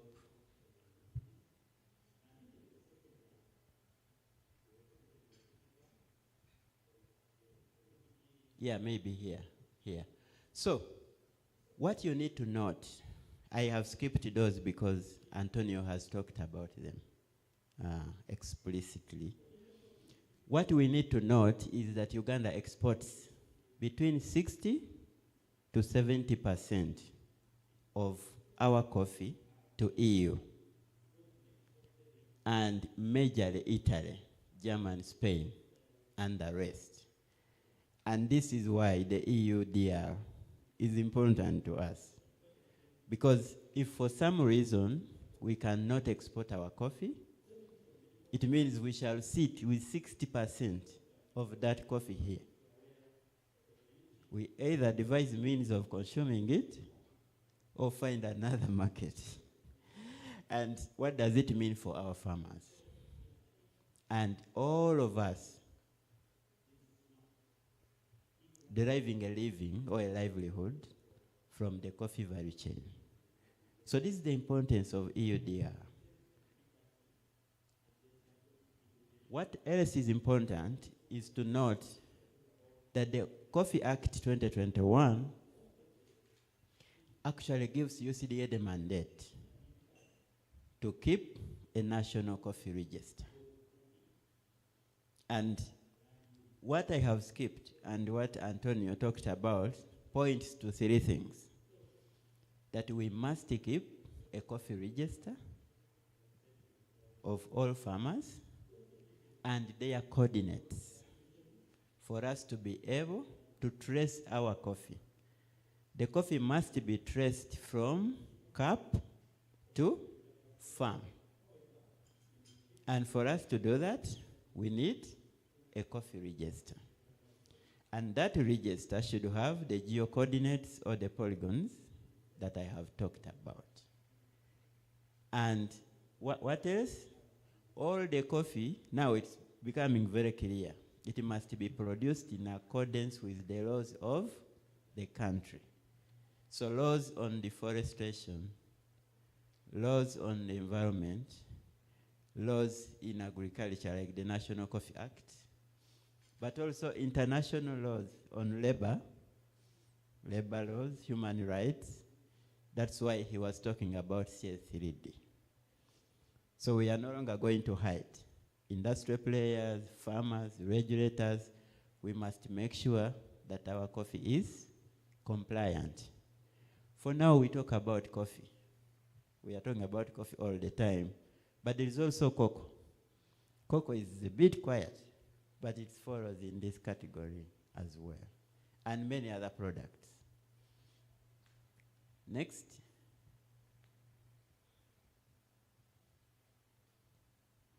So, let me give you the progress. How ready are we as a country for EUDR? And that's the core that we wanted to discuss. So we have been discussing a lot about EUDR. At first we didn't know anything. It was very gloomy. It was very hazy. We couldn't understand. But now we have analyzed a lot comprehensively, and with Yatini and so many other partners, now many of you know about EUDR, and many of the value chain actors actually know why we are required to comply. At UCDA, we have developed what we call the geospatial M&E system. It was developed earlier, before EUDR came in place. It initially was meant to provide, to smoothen or to improve the provision of extension services, improve distribution of inputs, and because of the Coffee Act, register farmers. So this came in handy because by the time EUDR came, at least we had an idea about farmer registration. And we had also intended to collect geo coordinates or GPS coordinates. So this a development that came earlier, but we are going to use it actually to register our farmers and ensure traceability. I think the key word when you talk about EUDR is traceability. When you talk, if you don't understand anything about EUDR, just remember traceability. Is your coffee traceable? You have coffee here. If your coffee ends up in Germany, can they know that it came from you? That is traceability. I have already talked about the Coffee Act, which gives us the mandate, together with these regulations, to register farmers, and it helps us, or it actually links to EUDR.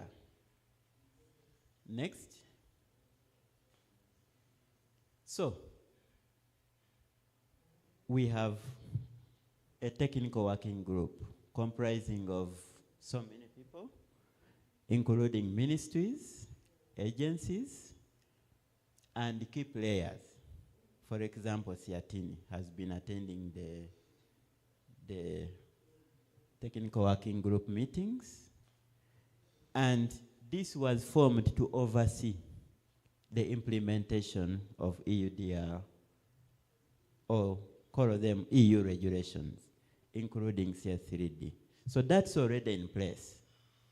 And we have conducted so many meetings. I can't count from March. So many meetings on EUDR to create awareness and to sensitize the public and the value chain about the same. And one of the presenters talked about due diligence. So what we needed to do is, because the geospatial M&E was developed much earlier, now we need to integrate with the EU system, which Antonio said is still not, it's not there, not clear, but we must find a way to integrate and download what we call a due diligence certificate or due diligence statement. And that's why we were doing market research and things like that to see how we can link our system to that of the EU and be able to download the due diligence statement. So this is supposed to be downloaded by each and everyone who is exporting coffee to EU. With that statement, it has many things. It shows that your coffee is compliant. In which way? Because it gives the geo coordinates. It also gives the risk matrix that Antonio was talking about. It shows either zero risk, a smaller risk, or high risk in that container. So if the container is composed of coffee from 30 farmers, once you enter the geolocations, you must return the statement And the statement will show compliant or not compliant. And if not, you run a very big risk because the importer is going to pay a fine if they find that in that container there is coffee, which is non-compliant. So that is the importance of the integration or the due diligence statement. Next. I have said many times that as part of compliance or progress, we now have a budget for compliance of around 35 billion as a country. We thought that this would help us to map all the farms and all the farmers and help us to integrate with the EU system and develop some systems here that can help us to comply. And we submitted this budget to Minister of Finance, and they accepted it, and they gave us funds for this financial year, totaling to 13.9 billion. I have talked about that before. So this was part of progress. Now we know what it takes. We already have a portion of it, and I think we are good to go. Next. So the other very critical thing that happened in the coffee industry was with the help of International Trade Center and partners, and Siatini has been very present in these meetings, is to come up with what we call accompanying measures. If we want to achieve EUDR and CS3D, what must we have to enable us to get there? So we developed 7 accompanying measures. Let's go to the next slide. I think it is easier there. Oh, okay. Before? Okay, looks like I removed that slide. But it was going to give the responsibilities and the agencies for each accompanying measures. So go back to the accompanying measures and we look at them. So there is one on information and guidance on the due diligence and the legal requirements. This is information development, sharing, and everything that goes in information. And then the second one is practical tools for supply chain management, risk assessment, and reporting. The tools are systems, applications, anything else, computers, tablets. They use the ones for mapping. And then the third one is global policy dialogue, international coordination, and research.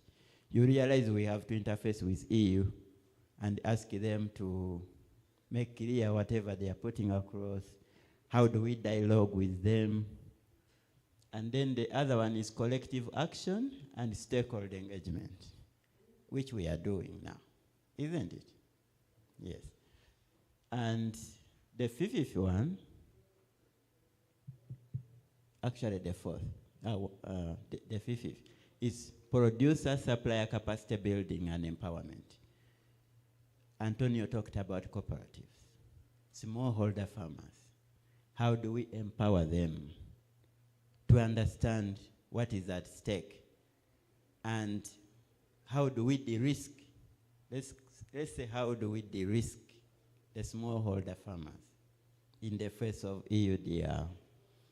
And then there is impact investment and supply chain finance. Well, of course, finance is important in any value chain. And there is regulatory environment and support systems in partner countries. For example, how do we incorporate the regulations that we already developed to reflect EUDR and CS3D, human rights? You recall that we had already developed our regulations. So this is part of what we can do to include EUDR. And then there is transparency, advocacy, and consumer awareness. People who are taking coffee, do you now know that there is EUDR, that there is CS3D? What's your role in ensuring, for example, that there is no child labor? So these are the accompanying measures that were developed by the industry, and they had a small budget of around $1 million for implementation. And this was part of the progress that the industry has made over the past few months. So next. So perhaps this is what is of great interest to the meeting and to stakeholders. Where are we now? So now we have an implementation unit or coordination unit, which is hosted by Cafe Africa. Cafe Africa is an NGO that leads coffee platform meetings, or the coffee platform in Uganda. And with funds from ABI, from another funder, the Danish government, they have now put in place a coordination unit hosted by Cafe Africa. And the awareness campaigns. This is one of them. But UCDA and ABI development and other partners like Siatini, we are continuing, of course, to do sensitizations.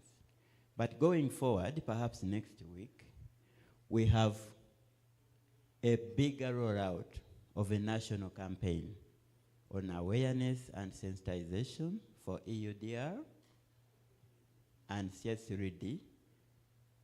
CS3D is quite mild in these sensitizations because its implementation is over a longer period of time, as Antonio put it. So, it's very critical. You know, we can't go to map farmers before we have told them. We also need all local leaders to be aware. And you are now the ambassadors. You should tell them why we are doing this and what is the deadline actually. So starting next week, we are going to roll out a nationwide sensitization and awareness campaign that I believe actually Siatini should be part of because we have already done so good in informing Ugandans about EUDR. The third and very critical is what I talked about, which is farmer or farm mapping. And for UCDA or for government and for ABI and its partners, we are going out there to map or register farmers, basically to achieve compliance to EUDR. But you know, this data is very useful for the country. It's not only for EUDR. I had already said that we can use this data for planning purposes. Finally, if we do it very well, we will now know whether the number of farmers are 1.8, 2.2, 2.5, or maybe 1.5. Who knows? So finally, we will have data, reliable data on the coffee industry.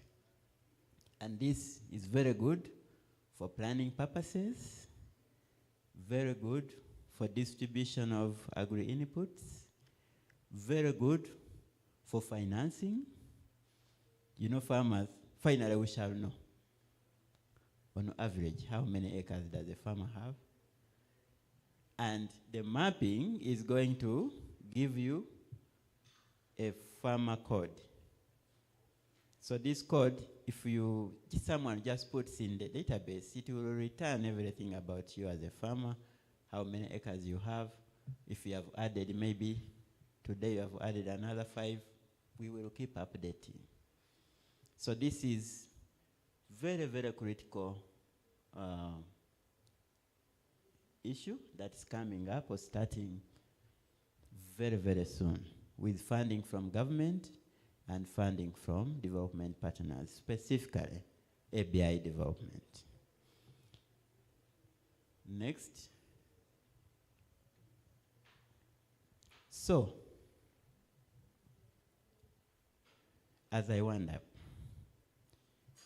for those of us who are here and who are online, I am sure we all want to continue to access the EU market, isn't it?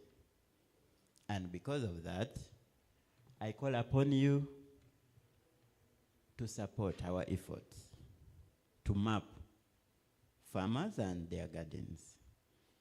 This farmer registration or value chain registration, it's not actually only a farmer. We are going to register and map everyone, from farmers to traders to processors to graders to exporters. All of you will be mapped. And so it's a concerted effort. It's not only government. The good thing, the industry has shown us that we can work together. This time we are working as a team, and we should continue to do that, and eventually we shall achieve and access the European markets. I have always said this. Antonio said it and made my life easy. Going forward, let's not cut a forest to plant coffee. If you do that, you are just undoing. You are undoing the good efforts that we are all contributing to. So let's support efforts to map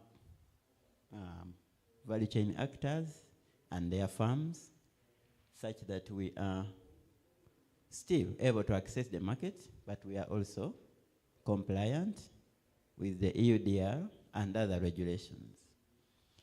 I think this is the most important. CS3D is extremely important, but I think after all the deadline issues we have with EUDR, that will be our next focus.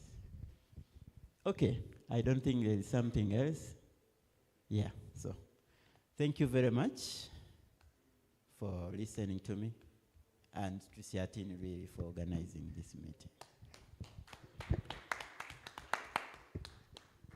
Thank you so much, Dr. Gerard Kyalo, for that very good presentation and also update on where we are as a country. And I think from his presentation, he underscored the fact that we cannot ignore the EU directives, because nearly between 60 to 70% of our coffee goes to the EU, and Italy takes 40%. So we cannot ignore the EU directives. They're very important, but also he has updated us on the progress, especially in view of the exports in the last financial year and the targets that we are meeting. So I think from what he has so far presented, there is need for us as stakeholders to also interest ourselves in the discussions, because he has called us to action, that there is collective responsibility, not just for UCDA alone, but also us as actors to take the word around that there is this process going on and we need to engage in the same. But awareness raising, mobilization of value chain actors is continuous. He has alluded to that. And this is not going to be the last engagement where we are having the coffee value chain actors and other stakeholders. We will hold a number of other engagements so that we deepen the knowledge and understanding and appreciation of these issues and what they mean for the coffee sector. Thank you so much, Dr. Gerard Kyalo. I know questions will emerge, they already in the chat. The media team, any questions online? They have been shared via WhatsApp. Allow me to check them out.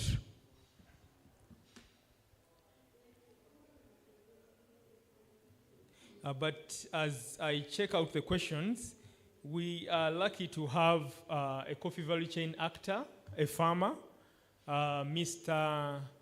Natega Humphrey, who will be sharing with us his experience in terms of the actual practice. And he will be speaking to some of the issues, whether we have participated him in terms of saying that farmers know a bit of this, whether they don't know completely, whether it's the first time for him to hear more about the issues that we've discussed here. He will share it all. And I know from his sharing, we will also appreciate the work that is cut out for all of us to do. There is a question, Dr. Gerald Chalo, was shared by one of the stakeholders and participants online. What is the process of accessing UCDA secondary data for academic research? This one is in the academia. The other is, thanks Dr. Gerald Chalo for the presentation. Could you please clarify whether the registration process will be free of charge for farmers or if there will be associated costs? If there are fees involved, could you provide details on the amount and any potential expenses farmers might incur? So those are the only questions, but I also invite stakeholders here, participants here, please, in case you have any question, you would like to contribute to the discussion, please raise your hand and a microphone will be brought to you. Just one more last question. Thanks, UCDA. Coffee is what it is today because of your efforts. Two questions. There are trust issues among farmers about registration. Pushback was experienced in the pilot phase of registration. How will we navigate this? Farmers that will start growing coffee in 2025, how will their registration and farm mapping be handled? Thank you.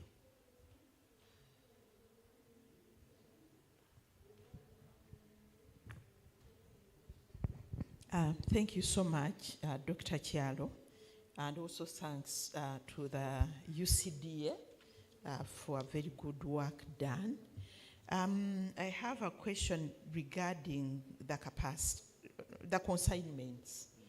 You were saying all the consignments which go out, they need to know exactly who contributed, which farmer contributed to that consignment. And I was wondering what the reality of that. Because you see when we are, the way the middlemen collect coffee, they go from household to household, getting, maybe they get a kilo of coffee there, a tin of coffee somewhere else, another tin somewhere. How are we going to address that?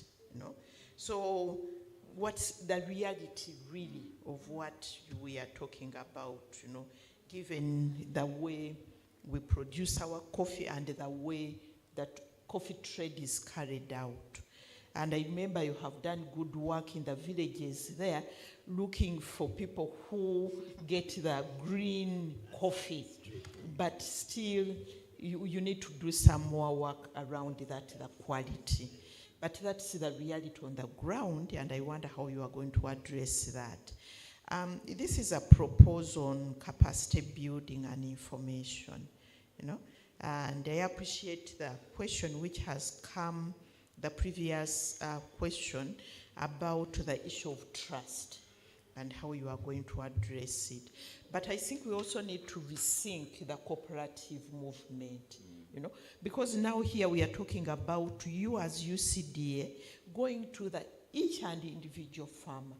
And you were saying there are more than 1.8 farmers. It's true, 1.8 million. There are many.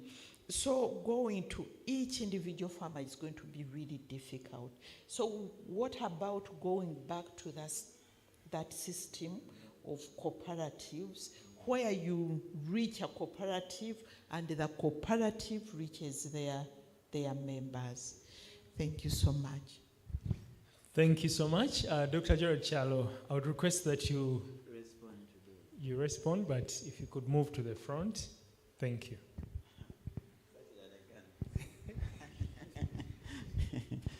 Okay, yeah.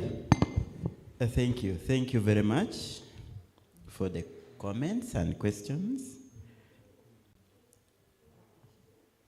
Okay, so what is the process of accessing UCDA data for academic purposes?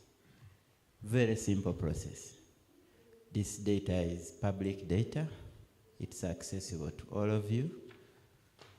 Whoever wants UCDA data can actually go to the website and get it. There are several reports, maybe from 1992 on the website. For other data that may not be there, you come to Coffee House. You come to production department. You tell us what you want, and we can help you access the data. So this data on coffee is national data. It's for all of us. I encourage students out there, if you have any data you want, just come to us. We will help you. Registration is free of charge. Farmers are not going to pay a penny to get registered or to get your farm mapped. It is free of charge. Who is paying the cost? It's the government and donor organizations. Otherwise, we would have asked each farmer to pay maybe $2 or $3, but no, it is free. And nobody is going to come to any farmer and ask you to pay a fee to get your farm mapped. If anyone does that, pick up a phone and call. Next week, we are going to give all toll-free and any lines that you can call as far as registration is concerned. I know Uganda has a lot of affairs now. In fact, they have been calling farmers in Rakai, Zimbabwe, wherever, that they want to help them to process their arrears of nurseries. So they have affairs everywhere. If anyone asks for money to map, arrest that person, call the police.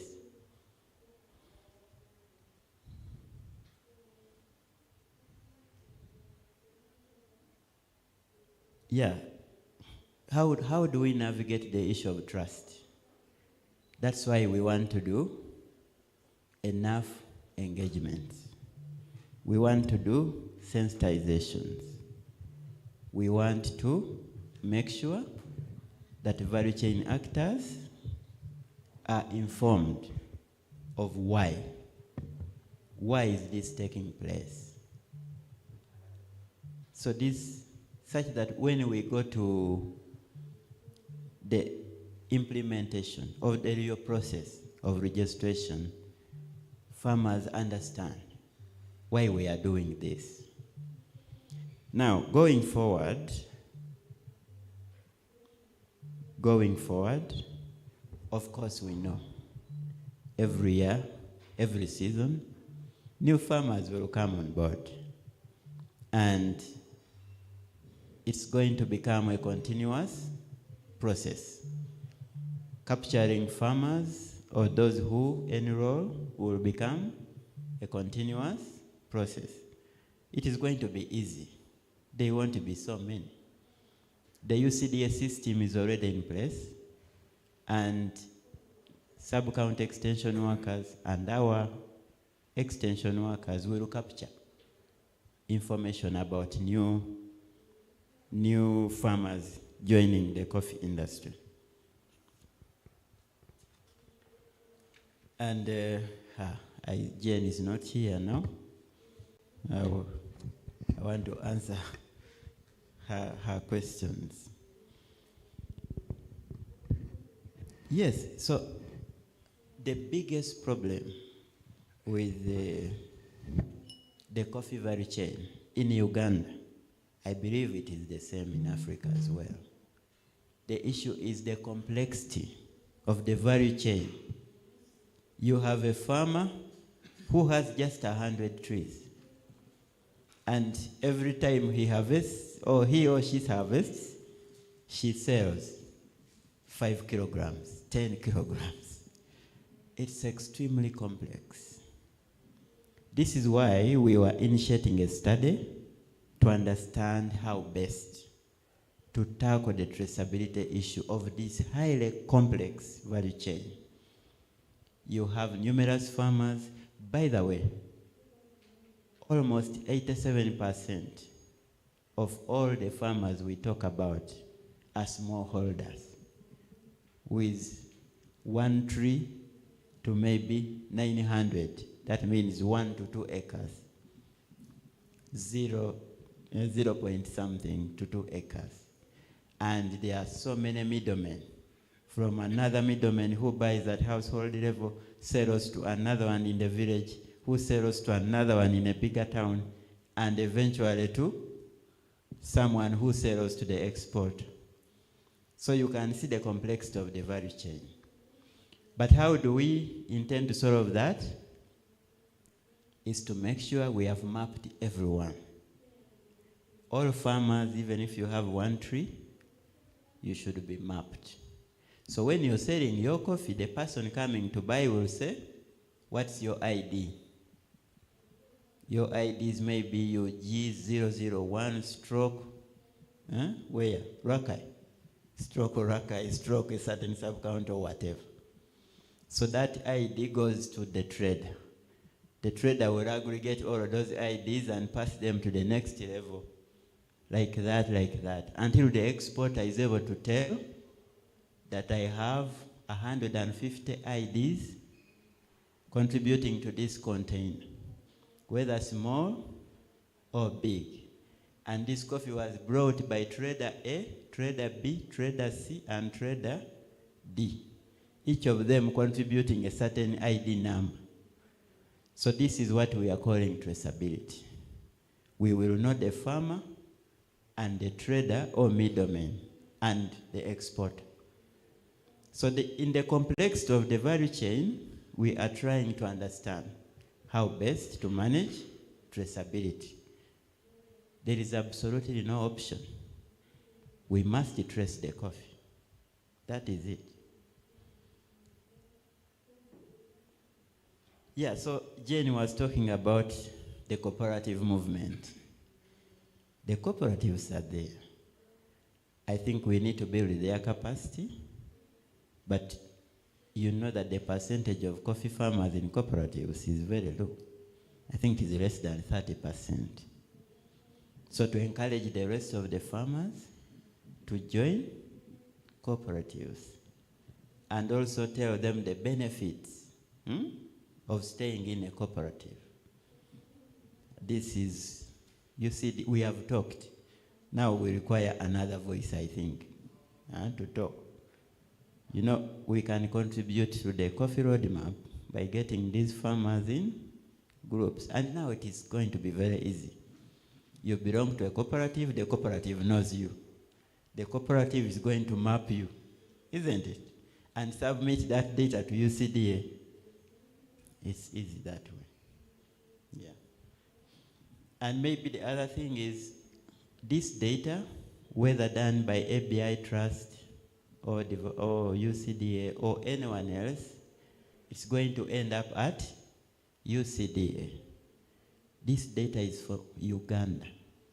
It's for government of Uganda and must be accessed by all of us, whoever intends to export coffee. So whoever injects money there, the data goes to UCDA, kept secured by NITAU, and accessed by all. So there should be no fear that you take my data and then Jonathan cannot export his coffee because he will pay. No, you will access the data. Maybe it means someone will pay for that database, most likely government, who else? Yeah? So it's going to be accessible to all, related to data for academic purposes. Yeah, okay, thank you. Maybe just one more question. From the earlier discussions, there was appreciation that the African Union has a role here, even with identifying coffee as one of the strategic commodities. But also there is the Inter-African Coffee Organization. So the question is, how is the African Union and the Inter-African Coffee Organization supporting this process and also responding to EU directives? Okay, thank you very much. The EU directives, all of us are supposed to comply. And recently, coffee was added to the list of priority crops in the African Union. That means at some point they will, it's about governments now pronouncing their contribution to the coffee industry and to uphold the importance of coffee, and that means to smallholder farmers, who are the majority actually. So the AU pronunciation for coffee helps all of us. And I think for governments to acknowledge that they need to invest in the coffee industry. The Inter-Africa Coffee Organization runs a number of projects, a lot of them. Uganda has a project on domestic consumption, and this is run by Inter-Africa Organization, and many other projects. I'm sure as we go along, we are still engaging, so maybe they will contribute some funds towards making sure that African countries are compliant to EUDR. What I can tell you is that they are big supporters. They are very big supporters of Ugandan activities on coffee. Just one last question.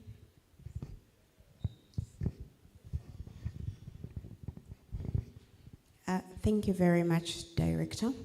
My question is around actual compliance. While you have made a focus on the element of traceability, there was a question raised around what will happen to those farmers that perhaps have had an impact on deforestation, people who have cut down forests to put up coffee plantations. Because as we well know, there's been an increasing trend towards growing more coffee currently. And what can be done to support those smallholder farmers? Are there any plans in place to help them to be able to become more sustainable? Okay, yeah, thank you very much. Yes, like I said earlier, Uganda worked with Veritas and JDE. JDE is one of the biggest roasters in Europe and America. And the Veritas is a technology company that does a lot of mapping. So, I talked about the territorial approach. So a Veritas actually helped us to map the entire country somewhere in April this year. And they showed us where the non-compliant plots are. In that process, we call the territorial approach. So, okay, as of April, we know. Perhaps some people have already planted in forests. But before then, we know. And because we know, it makes life a bit easy. What we are discussing is we could, as a country, just find a way to deal with that coffee from those gardens, and it doesn't end up in the other containers. But you know, it's about information, isn't it? Informing, but also providing market. The market is there. Actually, the discussion we are having is, what do we do? This coffee could go into domestic consumption, Cafe Javas and many others. serving coffee every morning, every afternoon, every night. So this can be the coffee. Or we can divert it to other markets. For us to achieve that, we must do a lot of discussion, assessment, and stakeholder engagement with those farmers. So it's not all bad. Of course, we must achieve compliance, but we can also, as a country, do other things, isn't it? And that is it. Smallholder farmers, yes, I said they are critical. They are the biggest percentage. They are the most vulnerable as well. So all our efforts are on mapping them such that we remove the vulnerability and continue talking to them, sensitize them on why they shouldn't cut forests, and continue to do sustainable production of coffee. And I think as an industry, we shall be much better.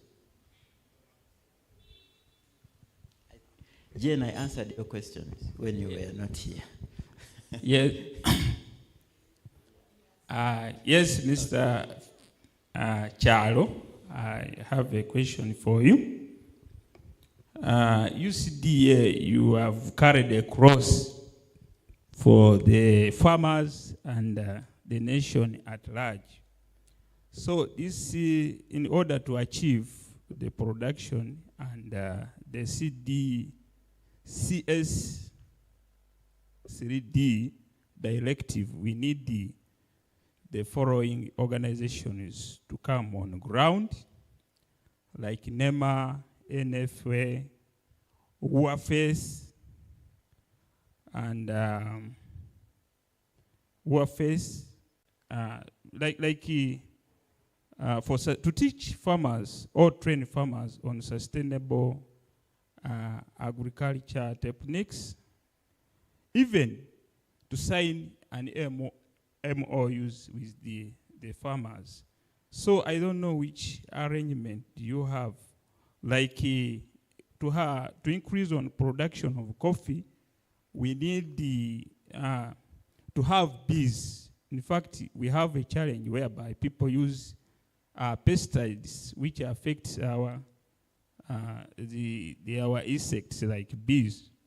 So if do you have arrangement which you can link farmers to, like forest authority, to allow farmers to keep bees in the forest?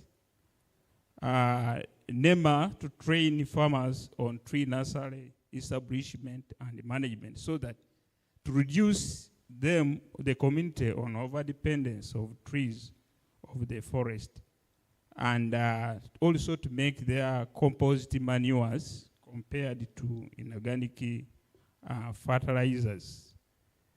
Then, so that they can raise their indigenous trees from their nurseries, and also process the energy conservation, like reduce using small firewood compared to these three board system. Then INOGAM to train farmers on organic management of pests and diseases. So do you have the plan to facilitate these people to come on ground and train these people and link them so that the farmers can get a training on these people? Thank you. Okay, yeah, thank you very much for that question. Okay, so there are two sides of the coin. One is that UCDA has extension workers across the country who teach farmers on sustainable production. And we expect that farmers can use the knowledge given to them. First of all, even pesticides. We teach them about judicious use of pesticides. On the other hand, many of these agencies are actually members of the EUDR task force. So they know what's happening. They follow what's happening. In fact, with NEMA, we have a joint project together on mapping of farmers. Thirdly, these agencies are government agencies.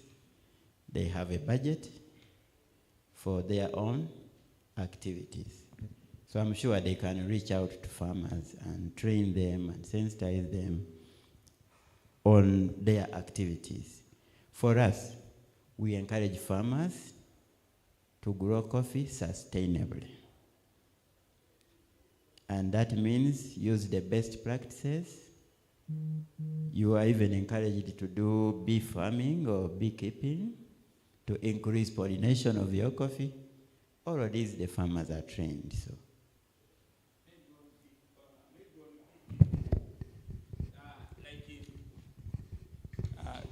Thank you. Small. Maybe on beekeeping, like in Mbale, we have a problem of land fragmentation, whereby people have little small pieces of land, whereby it can become a problem to keep bees, and yet it is very important for our agriculture, for our coffee. You know that coffee does a lot of work of coffee for pollination. We need coffee. So now, that's why I was saying, you as UCD, like I said, you have carried a cross for us. Can you link us, like those people of Uganda Wildlife Authority, Forest Observe of Carbon Dioxide emission? For them, they have land, and there is a relationship between the coffee and the forest. Because coffee, like Arabica coffee in Bali, need over 15 millimeters. We need a lot of rain to have coffee. So, according to that relationship, can you link farmers to sign an MOU with the people of NEMA, with people of NFA, because they have forest which is planted, and it is free, which we can put there our bees and warface to help to allow our farmers to go and rear bees in their forest so that it can come back in the forest, because they say bees move at a distance of 70 miles square. So I know, like us, we have nearby the forest, those trees can come and work. But how do we reach there? We need an arm and a body that can connect or link us to lead that discussion. There is even trees. There are trees which are good for agriculture, for coffee. Coffee needs trees, even the shade. And we need multipurpose trees. That's why I was insisting of narrow and whatever, because if they can train farmers to plant fast-growing trees and multipurpose trees, which is good for fodder, for firewood, for plant supports, and for soil and water conservation, because the trees as fertilizers, it can be planted on. So, but how do we reach there? How can these people know that we have that need? And I want that one to be like the one of MOU with the forest authorities to allow some activities which are friendly, like bees. I don't think can destroy the forest. So. That is my concern. Okay. So, in Mbale, we have a regional office in Mbale. You need to go there, and they will link you up to NEMA. Actually, UCD and NEMA have a joint project in Mbale on restoring landscapes. And this is a good project for you. So I encourage you to visit our office. They will now link you to the project and eventually to NEMA or NFA. Okay? Yeah. You had your hand up.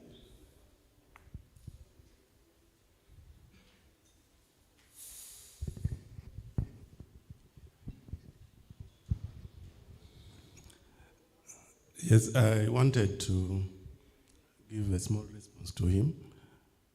I work with National Forestry Authority. Okay, great. And so just call him to your table and yes, have a dialogue. So, and we have the collaborative forest management, where forest adjacent communities form a group and then enter into an MOU with National Forestry Authority. And one of the enterprises that are allowed is beekeeping. So maybe what is going to take place, we have an office in Mbale. I don't know whether you are aware about it. We have a sector manager there. So you're just going to reach to that office, and then you can express interest in collaborating with National Forestry Authority. Actually, it's a very welcome idea. But I wanted also to, Doctor, when he was concluding, he advised that going forward, let's not cut a forest to grow trees, to grow coffee. I know that we have protected forests, and then we also have forests that are privately owned, where the owners of those forests, which are not protected, they decide in whichever way they want to use that land. So I don't know, in this compliance, are we only looking at protected forests, or we are even looking at these forests that are privately owned? Thank you. Okay, so we are talking mostly about protected forests.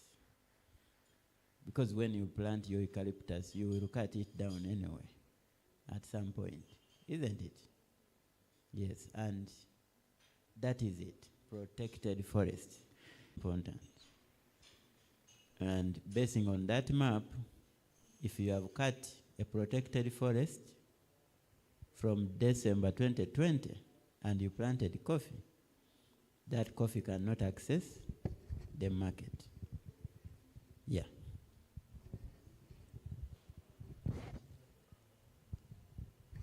Thank you so much, Dr. Gerald Chalo, for responding to all those questions, but also for shedding light on a number of issues in view of how we are prepared and the continuous work we need to do of mobilizing farmers, raising awareness, and collectively doing what we have to do.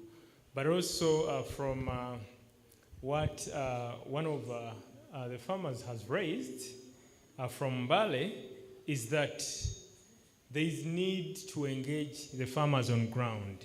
It's very important because farmers are the rights holders. And from your presentation, it has actually come out clearly that nearly 87% of the farmers, coffee farmers, are smallholder farmers. So I think that is very important to recognize their role.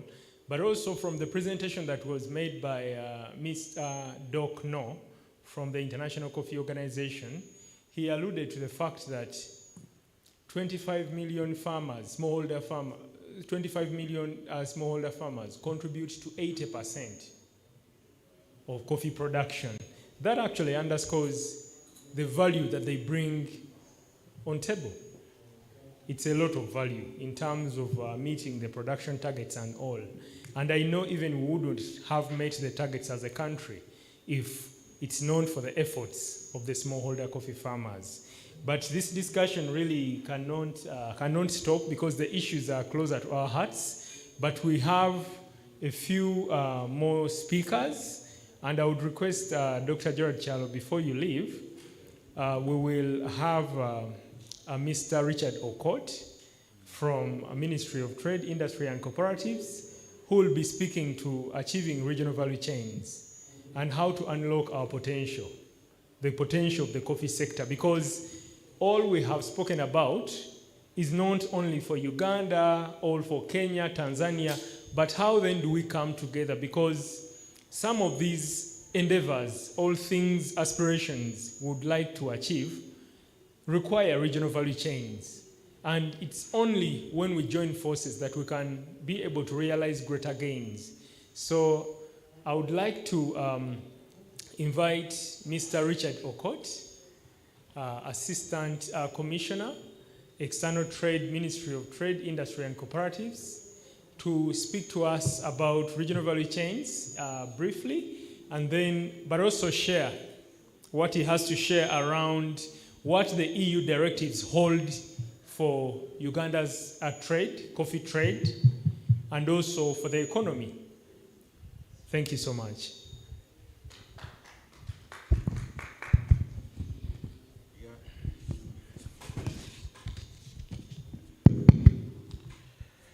Good afternoon, colleagues, ladies and gentlemen.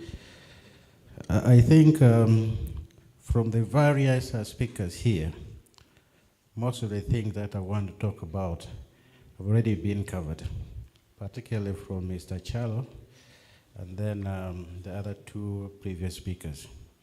But there are a few things that perhaps I could add. That came out earlier on. The African Union actually has declared coffee as a strategic crop that is going to help in transforming the continent and achieving the Agenda 2063. And I think most of you perhaps would recall that the second G25 meeting was held here in Uganda, and that is when that declaration was issued. Now, in that declaration, there are few points that are of great interest in as far as building a regional value chain is concerned. One of the key objectives in that declaration is research and development along the coffee value chain. And Uganda has huge potential in coffee, and I think we are far ahead of most countries in terms of the coffee sector development. But still, we need to collaborate on research. Kenya is doing quite a lot in terms of research. Rwanda is also doing a lot in terms of research.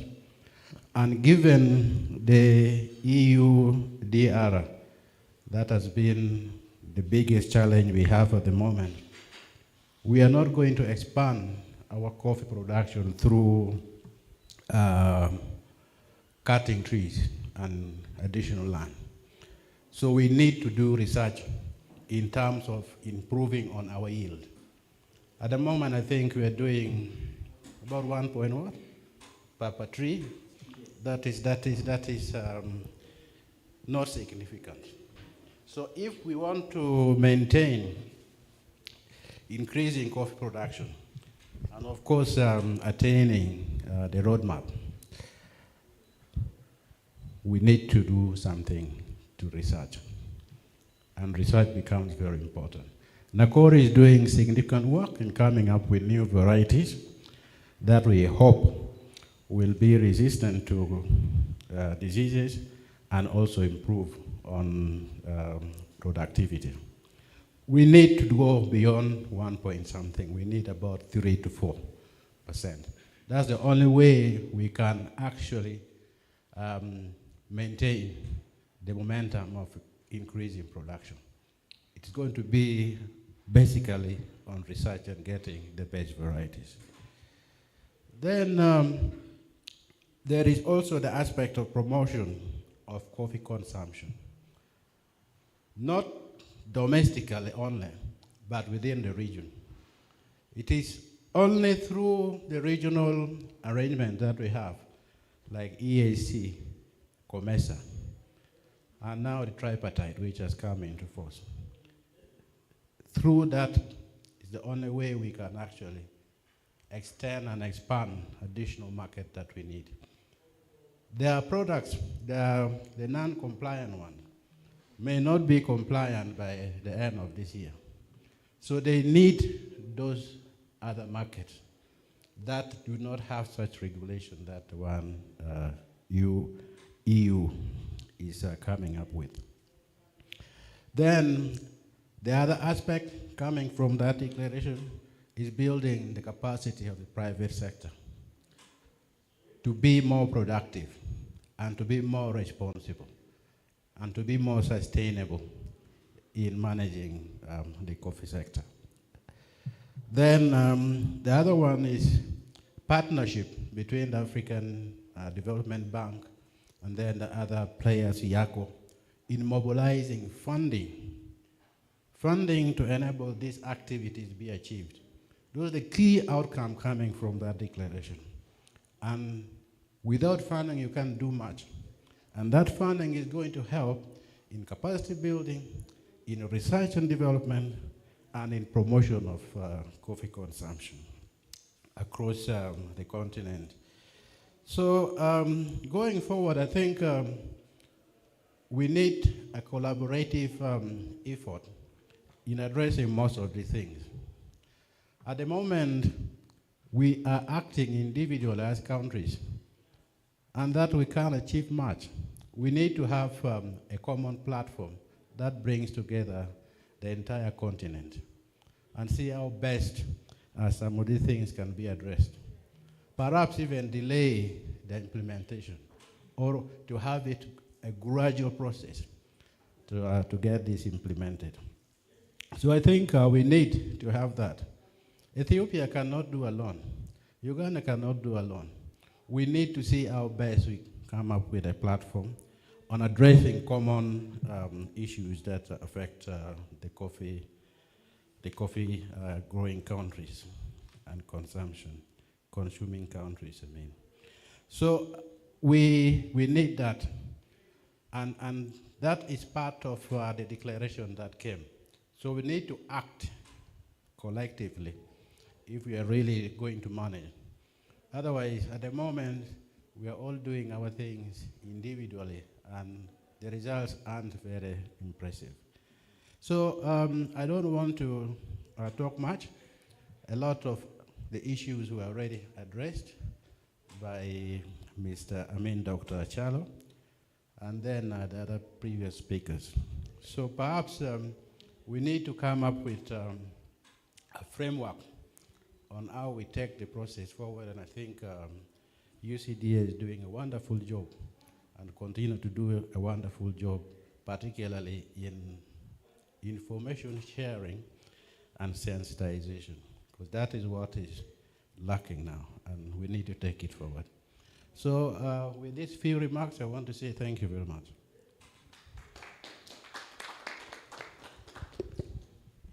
Thank you so much, Commissioner, Mr. Richard Okot, for actually contributing to shaping the way forward, because he has elucidated on a number of issues and touched on regional aspects around promoting regional value chains, but also the issue of promoting consumption of coffee within the region, not just domestically, because from my earlier discussion with Dr. Gerald Chalo, he mentioned that the Inter-African Coffee Organization is promoting consumption.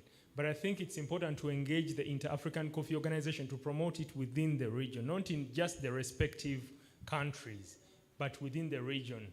And the issue of funding cannot be overemphasized, because we need funding to even mobilize farmers. That's why we talked about the budget, the national budget for agriculture, but also meeting the Maputo Declaration.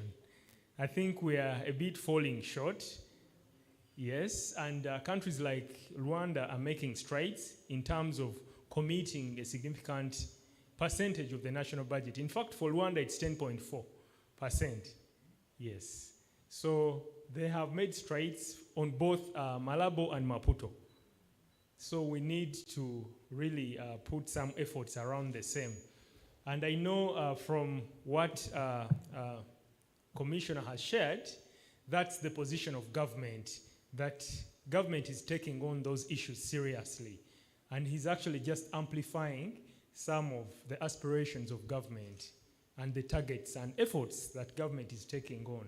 And we continue to pride ourselves in working closely with relevant government institutions, because the collaboration that we have with them delivers for the farmers and for the different stakeholders and rights holders. Because it's a bridge to amplify their concerns to our government, our policymakers, among other technocrats, who then include those concerns and voices within the policies that they come up with. And there is now the National Export Development Strategy. So I know all these issues are feeding into all those policies. I would like to invite Honorable Christine Kaya, who is online, to also share her contribution to this discussion, because policymakers have a critical role to play. And where she stands or sits, being the Shadow Minister for Water and Environment, it's a strategic office for all of us as stakeholders, but also given her wealth of experience on issues around environment, natural resource governance. So I think her insights will actually also further shape this conversation. Honorable Christine Kaya, please.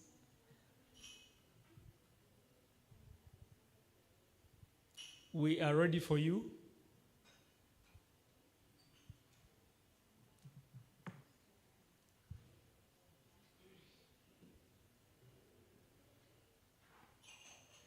In case she's not yet ready, or the media team is still setting up, then I would like to invite a farmer from Mbale.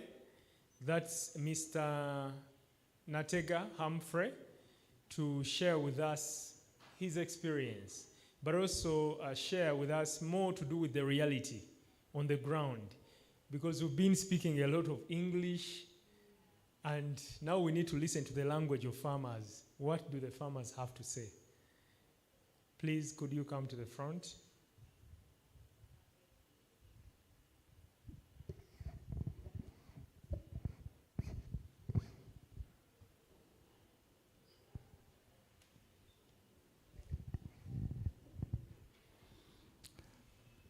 Good afternoon, my fellow participants. You're welcome. As the facilitator said, I have some few points or some issues to air out to you, as most of my things have been mentioned by the first participants. First participants, I've talked a lot about coffee as our original source of income for the country Uganda. Coffee, they have left out one thing which I would like to talk of. The thing is, why is the yields of coffee have gone down compared to the some time back here in the 1970s, 1960s? I would like to tell you that the thing which has caused the prices of coffee to go down and the yields to go down are, first of all, when you with coffee, you start from the nursery. From the nursery, it's a bit, I'm trying to go back a bit as the process starts. When you planting coffee, it starts at a nursery bed. Here, you pick red berries only. And after when you pick these red berries, you just squeeze them, and on the nursery bed which you have prepared, you place them there. That's locally. as our ancestors used to do. When you place them there, they will take 90 days. Then they you see them sprouting out the shoots. Thereafter, you have to look after them. After some time, when they have reached at least 4 inches, you can organize and put them in pots. You can put them in pots. But if we don't have pots, you can leave them there on that very nursery which you have prepared, and they grow from there. Then after, when they have reached at least 6 inches height, there you can start transplanting them. As I said, I will be a bit brief. Here, long ago, or sometime back, these seeds were being provided by the government. The government was looking for the best type of coffee, which they were giving the farmers seedlings to plant. I understand by that time, when the government found you when you have used your own local seeds, they used to arrest people, which is not there currently. Long ago, people used to plant Nyasaland type of coffee. It was from Kenya type, Sierra 14, and others. But nowadays, people, as I said, were planting just now. Some have introduced some types of coffee which do not last long. For example, Catamo type, this short coffee. Those ones don't last long. And that work, it was being done by the government, which is no longer there.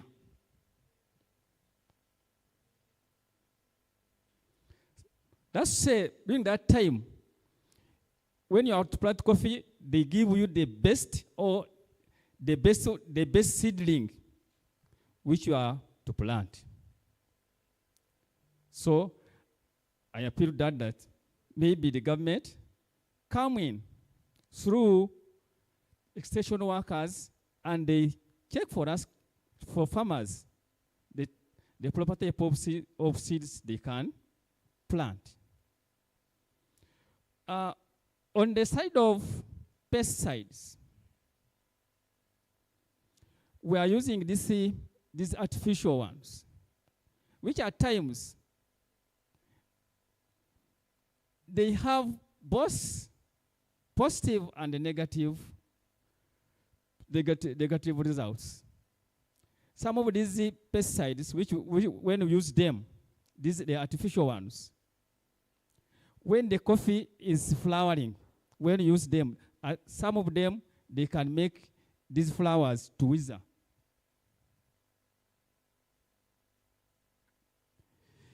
And some of these artificial pesticides kill our friends, the insects, which help in pollination, like the bees. So my appeal is that the government caution the extension workers to at least find out a way of getting local pesticides which have no effect on our crop, please.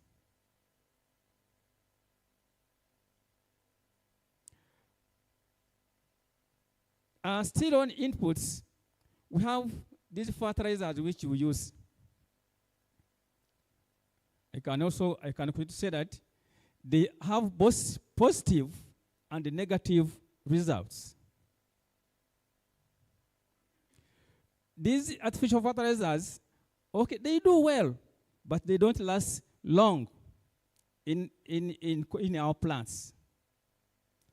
As such, when they are exhausted, know that that plant is going to be affected. It can be exhausted when you are not in a position to go and purchase more artificial fertilizers. So my appeal is that at least these extension workers, government allow them to reach the farmer on the ground, and they teach them how to use this organic manure, because it lasts long in our plants and it has no effect over the crops. So that's hence these things make the yields go down. Then another thing which is making the yields of coffee to go down is that the prices, which these things at first, this system, it was not there, but it has come in because of these businessmen and women. That's the middleman. That's the middleman, which move from house to house, confusing farmers and sell them coffee at a low price.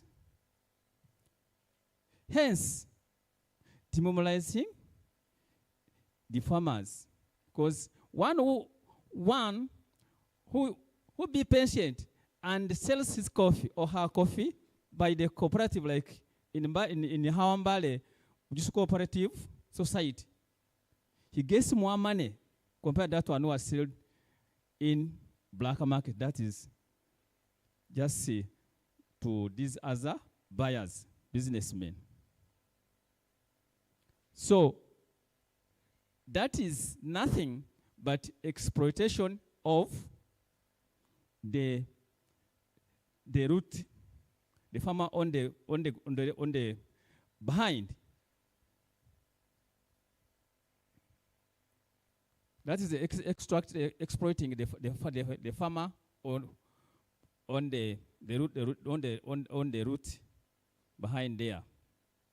Then another thing which is making the prices of coffee to go down is that processing of coffee.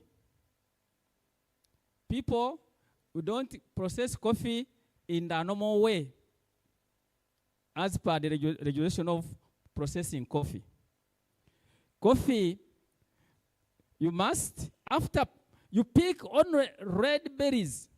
That's when your say that your coffee is ready. You pick on red berries, not mixing with those green ones. Pick on red berries, those ones which have parts green, parts red, leave them and give them at least 2 weeks.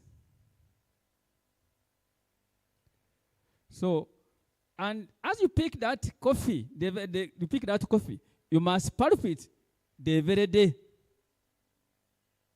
You must pulp it that very day. You need not wait. As you wait, that coffee, it will grow a coating inside there.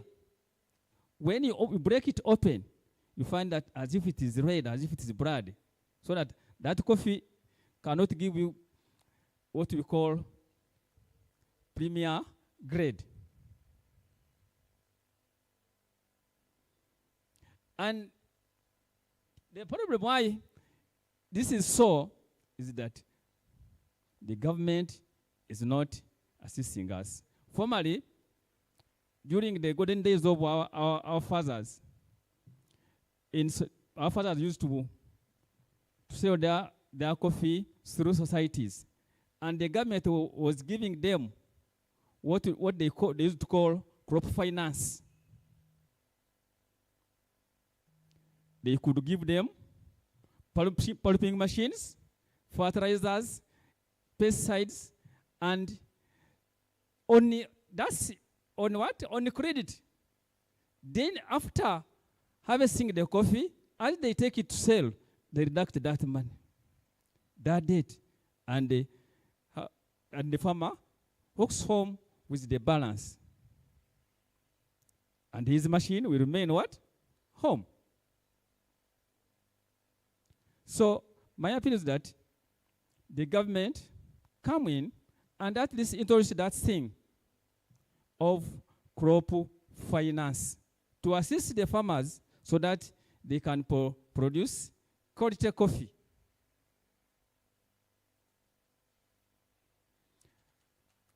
Another thing is that now how do we overcome these things, these challenges? These things will overcome them, and the farmer will be happy when the government comes in and at least when Toko places coffee, they set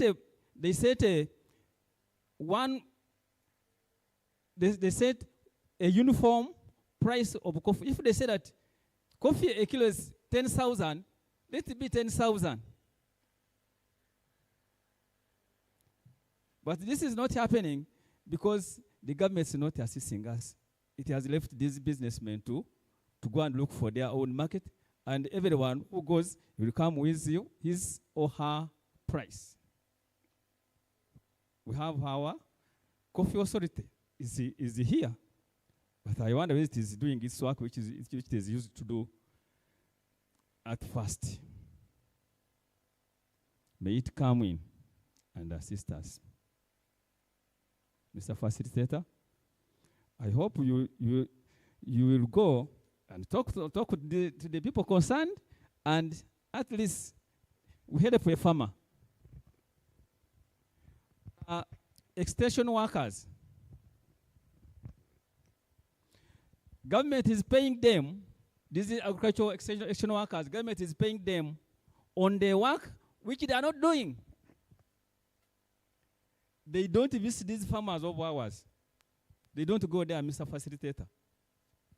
But when it comes to the end of the month, they just go and lay hands for that they have worked when they haven't worked. So agricultural extension workers must go and do their work. Then another thing is that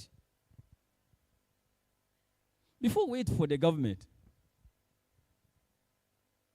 I understand most of the speakers have talked a lot of things here, that for us who are here, I think we are ambassadors now.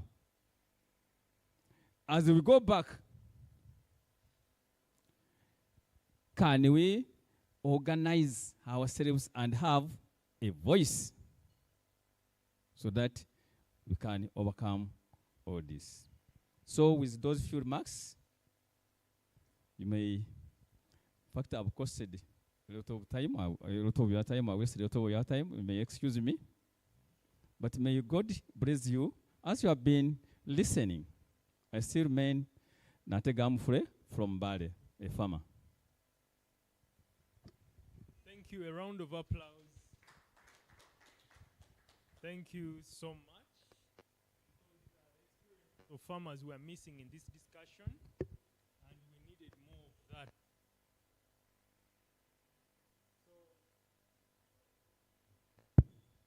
Hello? Yes, the experiences of farmers were missing in this discussion and the voices, and yet we needed to hear from the rights holders and the people who are at the center of coffee production. And from what he spoke about, he clearly highlighted the role of government, what it used to be then and what it should be now. I think there's truly a need for government to come in, especially at the inputs level. Farmers are stuck, they're at crossroads. They don't know which seedlings for coffee to take, because he has highlighted that there are those short coffee plants, that type, but they are not sustainable, or you can't have them for a number of years. So how are the farmers supposed to do it right? I think that's now the role of government, UCDA, the National Coffee Research Institute. Actually, Nakori has a key role here, but also Dr. Gerard Chalo is going to respond to this. And the other issue that he highlighted is the fact that there is need for outreach, greater outreach, because farmers are in different areas, Mbale and the rest, because he's from Mbale. So I think as we have these conversations, there's need to get to where the farmers are and talk to them about these issues. I kindly request that I invite Dr. Gerard Chalo to respond to some of these issues, and then I will later invite Mr. Jonathan Lubega to shape the way forward, and we end the discussion. Mr. Gerard. Yeah, okay. Thank you so much. Our dear farmer from Mbale. Where is the farmer? He got out. Okay, so we have another farmer. Okay. He talked about two very great things. Maybe I needed him to come and he hears what I want to say. Let me hold on just for a few minutes. Hello. Hey, hello. Hello. Yes. Yes. Is it okay for me to also thank you for whatever you are doing over there? Yes, please go on. Thank you, Honorable, for joining us. In fact, I had just sent you a message inquiring on whether we should give you some minutes to share some insights, but I think we didn't do it right because we just had Dr. Gerard Chalo from UCDA share some remarks, and he was responding to some of the issues that arose from the discussion. But we could give you some few minutes to share some insights, but also from where you stand or sit, given that you are the Shadow Minister for Water and Environment and a Member of Parliament. Could you please speak to how to secure broadly the future of Africa's coffee trade, but also how can we address the issue of EU directives, Corporate Sustainability Due Diligence Directive, the EU deforestation regulations, and what discussions are taking course in Parliament, because we would also request that you also furnish us with that information on whether these discussions are top on the agenda of Parliament. Thank you. Thank you very much, but I'm also taking this opportunity to thank your team for convening us and availing us with a lot of information to shape our debate on this issue. Because me, I am very happy about I would not call it capacity building, but at least ensuring that each of us responsible, each of us concerned about these issues, you have enough information to back up the suggestion, to shape up the suggestion. And I've been listening to some of the presenters. They have been bringing out the issues very well.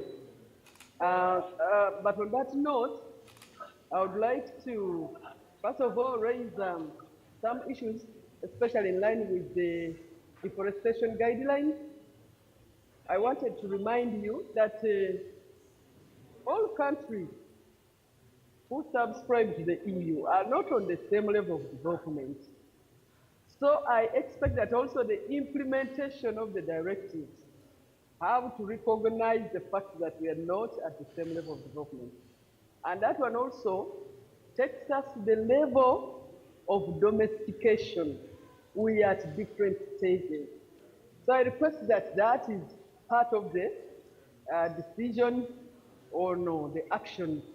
But at the same time, we request that for those people probably who might have deforested to plant coffee without knowing. If given chance to clear the air, we can commit, because in our Forest Act, we have provisions for gazettement and provisions for degazettement. So the provisions for degazettement,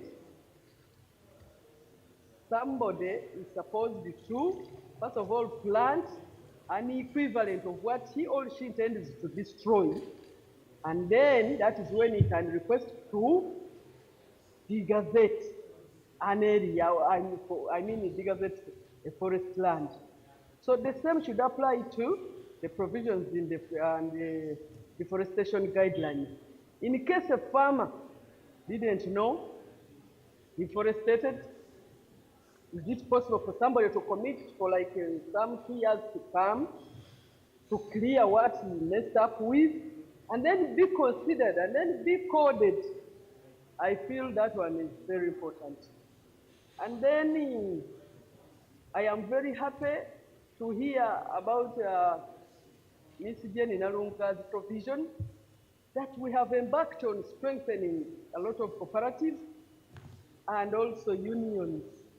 Can we use this chance to, use the unions to reach out to the farmers, to be coded, to participate in the sensitization on these EU deforestation guidelines? It would be very important for them to take part in such a thing. And then it is also very important to plan and ensure that people in developing countries earn from their trees.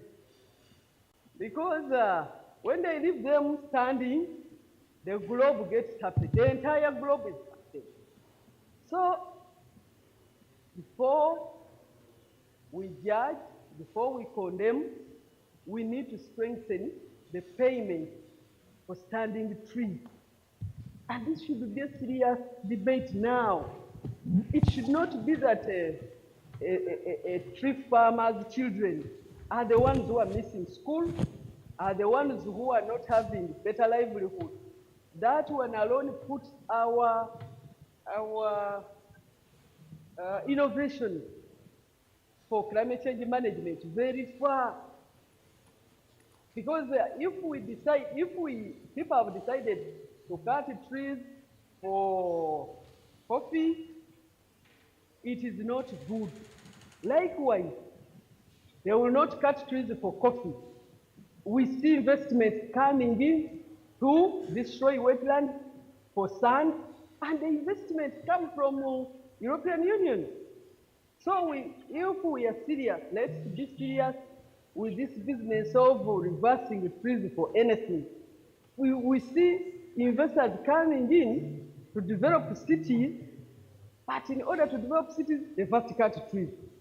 So we need to balance. It should not only affect farmers, coffee farmers alone, but let's stand to say that whoever has planted a tree and is like this, and please leave it standing, your livelihood will be able to be sustained. Now back to Mr. Kafero's question.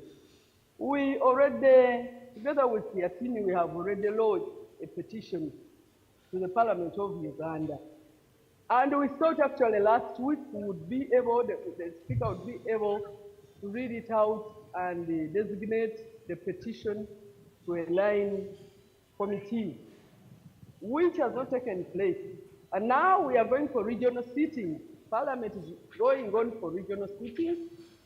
And from what I've heard on the most challenging issues in Gulu, I've not heard anything to do with coffee. And so I don't see Parliament deliberating on coffee. Probably this might come out in the regional sitting of Central Region or Eastern Region in Mbale. Otherwise, for Gulu, I have not seen it. So I think we shall have to wait for the regional sittings in order to harmonize and see how our petition is allocated to a line committee, because all the requirements that were asked for in the petition, including a budget to facilitate the satellite imaging, all that manually have to be passed by Parliament. And so I am there together with some other more honorable members to push for the preparedness of Uganda today guidelines. And with the support of Siatini, I know we shall be liaising to update you on how far the petition has gone. Otherwise, as Uganda, we are already late. And I know Uganda Coffee Development Authority, we have to liaise also with the line committee in Parliament so that they also mount pressure on us minding about coffee on the agenda of Parliament. I thank you so much for God and my country. Thank you so much, Honorable Christine Kaya, for your insights. Indeed, we are working closely with various members of Parliament and also working closely with Honorable Christine Kaya, especially on pertinent issues including the EUDR, European Union Deforestation Regulations, to ensure that Uganda complies accordingly, because there is a deadline. We don't have too much time to navigate that, but there is a deadline. But before the deadline, we need to undertake traceability, do the mapping, consultations, among other processes that will culminate into the report that needs to be submitted. And so your insights are truly appreciated. Siatini submitted a petition to the Speaker of Parliament of Uganda on the European Union Deforestation Regulations. We highlighted a number of issues, and we are working closely with Honorable Christine Kaya, among other members of Parliament, to ensure that these issues are given prominence on the order paper, and also, like she highlighted, the issues be allocated to a line committee in Parliament so that there can be debate, and also it can become a national issue, because coffee is a strategic commodity and export for Uganda. We give other issues prominence and not coffee, which is a strategic export commodity. So I think it's high time we also give coffee the attention it deserves. Because from the presentation delivered by Dr. Gerard Chalo, we already appreciated that we are surpassing the targets with the exports around coffee. And from what Mr. Richard Okot shared, there is need now to focus on regional value chains, going as a region beyond the respective ESC partners. It's all individual African countries. There is need to appreciate regional value chains, especially also in view of the African Continental Free Trade Area. So I would like to yet again invite Dr. Gerard Chalo to respond to some of the issues that emerged. But after him, we'll have that final sharing for 5 minutes, and then we'll close. Thank you.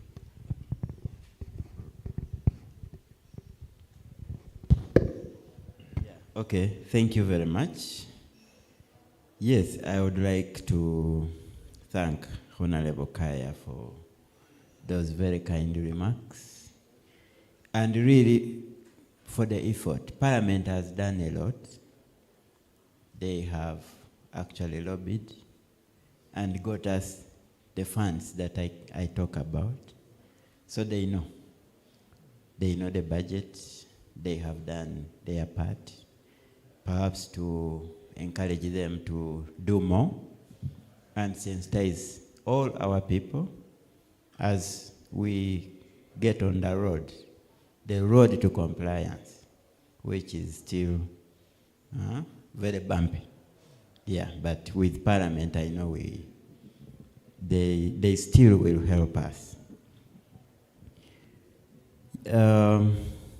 Yes, to the farmer, actually. He raised some very important issues. Many of them I know, and I hear him really. He talked about seedlings up to around 2021. Last year in 2022, government was still providing seedlings to farmers. And going from 2022 up to now, we really don't have a budget towards the provision of planting material, specifically seedlings for farmers, albeit the high demand of planting material that we have. But you know, because of government policies shift time and again. But maybe the good thing is UCDA continues to play the role of regulating nurseries, and I'm sure he knows there are certified nurseries in Mbale for our farmers who would like to buy coffee, and across the country. So if any farmer wants to buy coffee, the nurseries are in place, they are certified, they have the certificates. So you must, if you want to plant, make sure you buy from a certified nursery, such that you don't get to be sold what they call seedlings, but it's actually not proper seedlings. And this is where you get a problem. If you plant not good quality seedlings, definitely they will take 4 years to start yielding, then they yield very badly. But if you get certified seedlings, you will likely get the good yield that you want to get.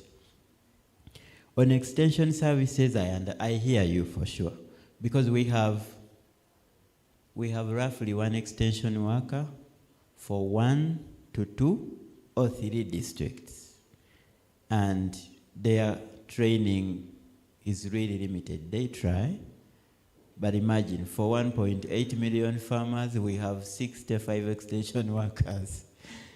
If you made the mathematics, what is the rate? It's a bad one, isn't it? And that's why farmers are talking about this. But we are trying to make sure that the sub-county extension workers know coffee as well. So we are building their capacity. And therefore, farmers in the sub-county can also access coffee information from the sub-county extension workers. Secondly, we are trying to get what we call parish coffee advisors. These are now parish-based. So you have a coffee, call it a coffee extension worker based in that parish. He will know how many farmers are there.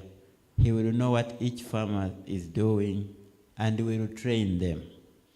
We just pray we get the budget to roll out this concept of parish coffee advisors. So this will solve the gap that is created by very few extension officers. So this is our work in progress. Yeah, I am hoping that going forward we will get these people functioning. On other related matters, I urge you farmers, at least know the extension worker in your district. Every time you call him individually, he will come. Yeah, so just to get to him and tell him, I want to see you, I have a problem, I want you to solve my problem, they come. Because they are facilitated to do so. Their coverage is limited, but if you really call them, they will come. So look for the UCDA office in the district. Normally they are at the district headquarters.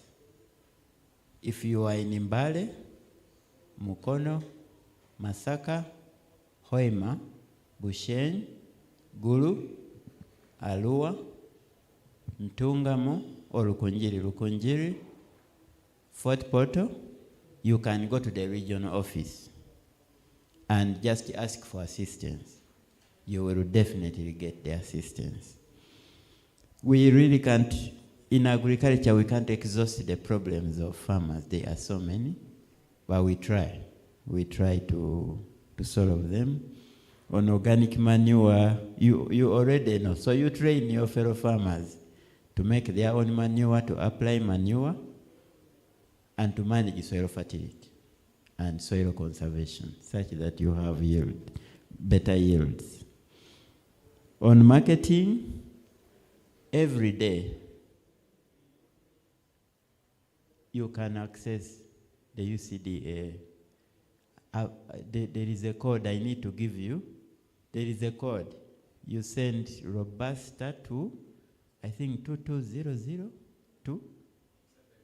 to 7197. So if you're a farmer and you have, you just send Robusta to 7197, and it will return the prices of coffee that day. That day. So you don't have to sell in a loss. If you send Arabica to the same code, you will get coffee market prices on Arabica. Therefore, the issue of being duped by middlemen, just send that code. Send Robusta to 7197, and you, even if you do now, you will return some prices. And those are the expected, on average, those are the prices. You shouldn't sell below, okay? Of course, you can negotiate. How do you call it in Luganda? Mr. Lubega will tell us. Thank you very much. And really, thank you. I urge you to, let's encourage everyone to register their farms and at least be the ambassador of farmer registration. Thank you so much, Dr. Gerard Chalo, for responding to those questions. For online participants and those out of Uganda, out of Africa, what Dr. Gerard Chalo spoke to are government structures at the local government level. And he took us through the different structures that are there, including government officials, such as extension workers, who can be accessed by individual farmers and also collectively. So that is very important. And from where we started with the discussion, we navigated the global dynamics around coffee trade, and we were sailed through the different policy-related issues and European Union directives and measures that Uganda, among other coffee growing and exporting countries, have to comply with. So we appreciated really what we have to do and what is at stake and the dynamics and our position, and also appreciating the role of smallholder farmers in coffee production, but also from what Honorable Christine Kaya highlighted is the fact that the value chain is not fair for all, especially the smallholder coffee farmers, that we don't have a minimum price for agricultural products. And as Siatini, we've been advocating for a minimum price, at least for some strategic products like coffee, so that it can be an incentive for production. And I think that cannot be overemphasized. I think we need to collectively advocate for the same so that the value chain can be fair for all. Imagine a farmer grows their coffee, invests a lot of efforts, and the broker or middleman or middlewoman buys from the farmer at a price that is more like giveaway. But we've been given some hope that UCDA is managing this with a system where you just send Robusta or Arabica or any other type of coffee you're growing. But for Uganda, I think what applies to us is Arabica and Robusta. And you send to that code, the prices will be shared with you, and then it can inform your bargaining power, but also how to engage middlemen and those other coffee value chain actors. I think the farmers have heard it loud and clear, and we have reached the tail end of our discussion, today's meeting, hybrid meeting, and I would like to invite Mr. Jonathan Lubega, who is the Program Officer, Agriculture Trade for Transformation at Siatini, Uganda, to share some insights and to also contribute to shaping the way forward. Thank you. Thank you so much, Herbert. and also fellow participants who have accepted this call to attend this session. For those that have attended physically here today, as well as those that have attended online, we so much appreciate. And today we have learned a lot. It has been, a gradual process of learning from, the previous discussions that we have seen tangible results. It's from the previous meeting that we had, the petition, having, these further engagements that we are conducting up to today. And we cannot overemphasize how UCDA is very instrumental in bringing forward these discussions, and CEATINI being part of the task force. This engagement today gives us this opportunity as well to update the fellow members that this is what has come up from the discussions. Can we identify solutions to that? And it has also been highlighted that from next week, we are going to see a rollout of awareness. So these are the, the feedback that we get that shape the future engagements. It is, I think, also an opportunity today that the regulations were delayed. Because if regulations were rushed to be developed, perhaps the EUDR and its complexities would not be factored in. But then, since we have almost 4 months now, and there's a few days left for us to comply, it is the time is now to have the EUDR actions put in place and also addressed in the regulations. And that will be our humble call towards the UCDA as well as the mother ministry. This is the MAIF that is putting this into consideration. So I think we have very many actions from this meeting. We see the importance of having the implementation of this act. It is very crucial, but also aligning the different dynamics that are from the EUDR and also the gaps that are in other laws that are that factor into the EUDR. For example, there is a disconnect between the definition of a forest in the National Forests, Act, that law. There is, so because when you look at the definition in the EUDR vis-a-vis the definition of the forest in the other law, they somewhat speak differently. Maybe we need to align those different components beyond the Coffee Act and the regulations. How can we harmonize the laws holistically? And it has also been highlighted that it is not only coffee that is affected, but we see other, products like cocoa, palm oil. How do we wholesomely bring these into alignment to the Act? And also, it is important to embrace the issue of middlemen. We cannot do away with middlemen, but then how can we also put the regulations to factor into middlemen? Because wherever you go, middlemen are key players, and UCDA is also clear that they cannot do away with them. But then how could the regulations be specific in addressing these issues? I think that's about the Act and the regulations in that regard. And also we need to embrace value chain at all levels. And these levels have been clearly highlighted at the regional level as well as the domestic level. How is the East African community coming in at this particular time to raise a voice that, okay, coffee is coming up to a discussion. How can we embrace concerted voices on having this product in the value chain? And then we also have the issue of budget allocation. It's been clearly highlighted that UCDA asked for 35.6 billion, but only 13.9 billion were allocated for this traceability system.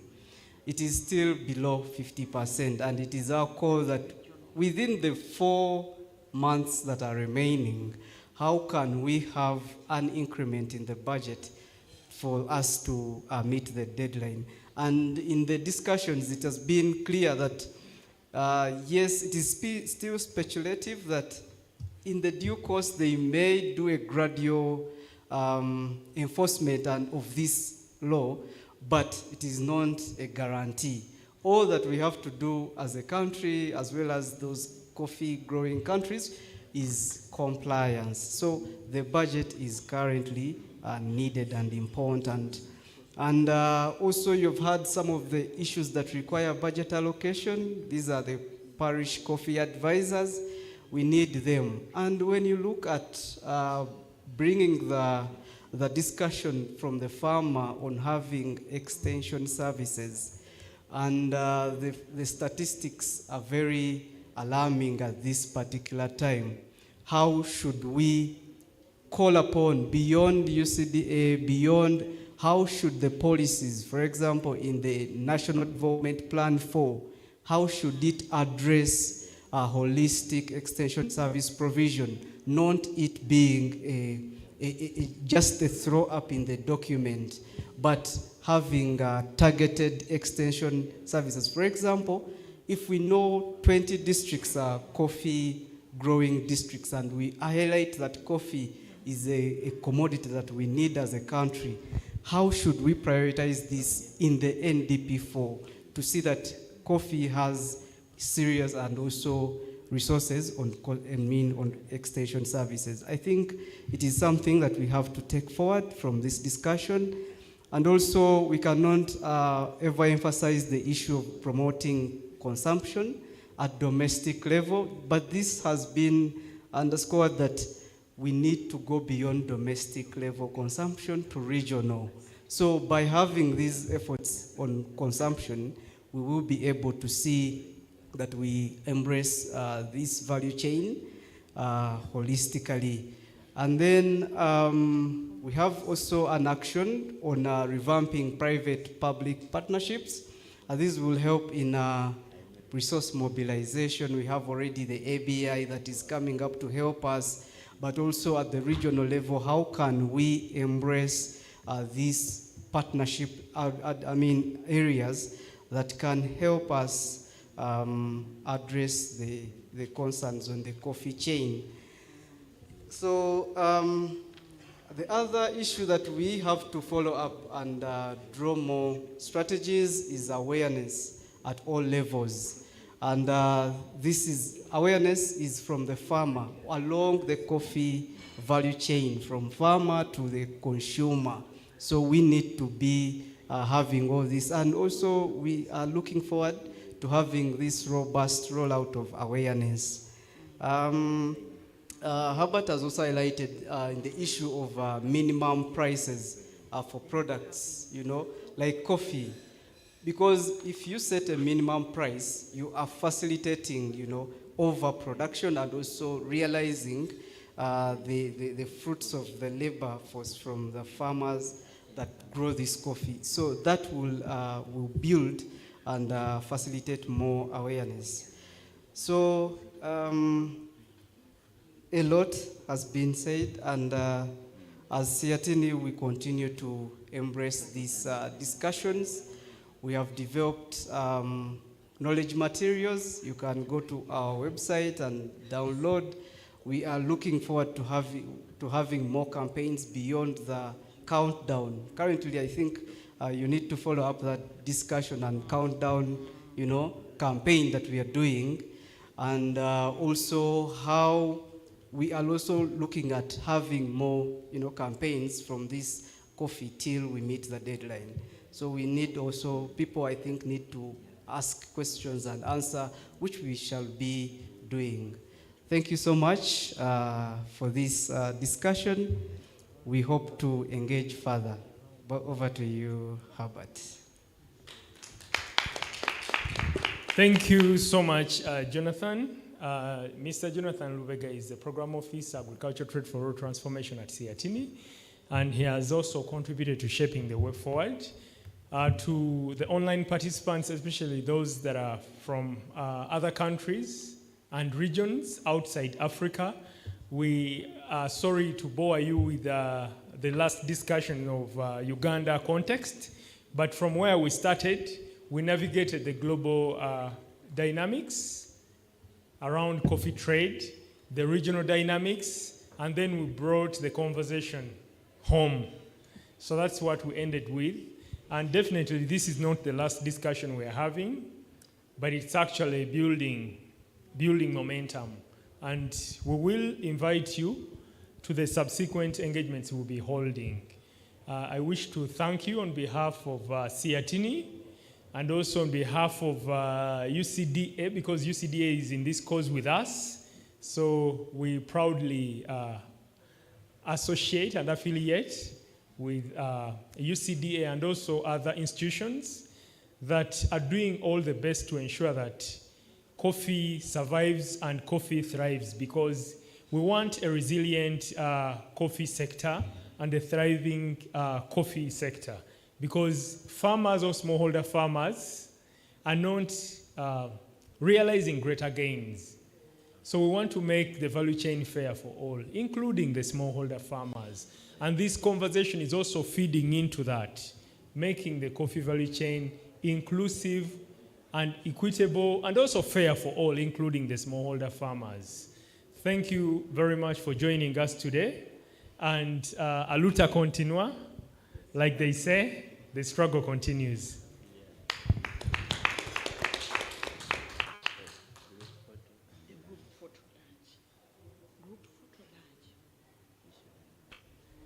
For participants here, stakeholders here, please could we come to the front for a group photo?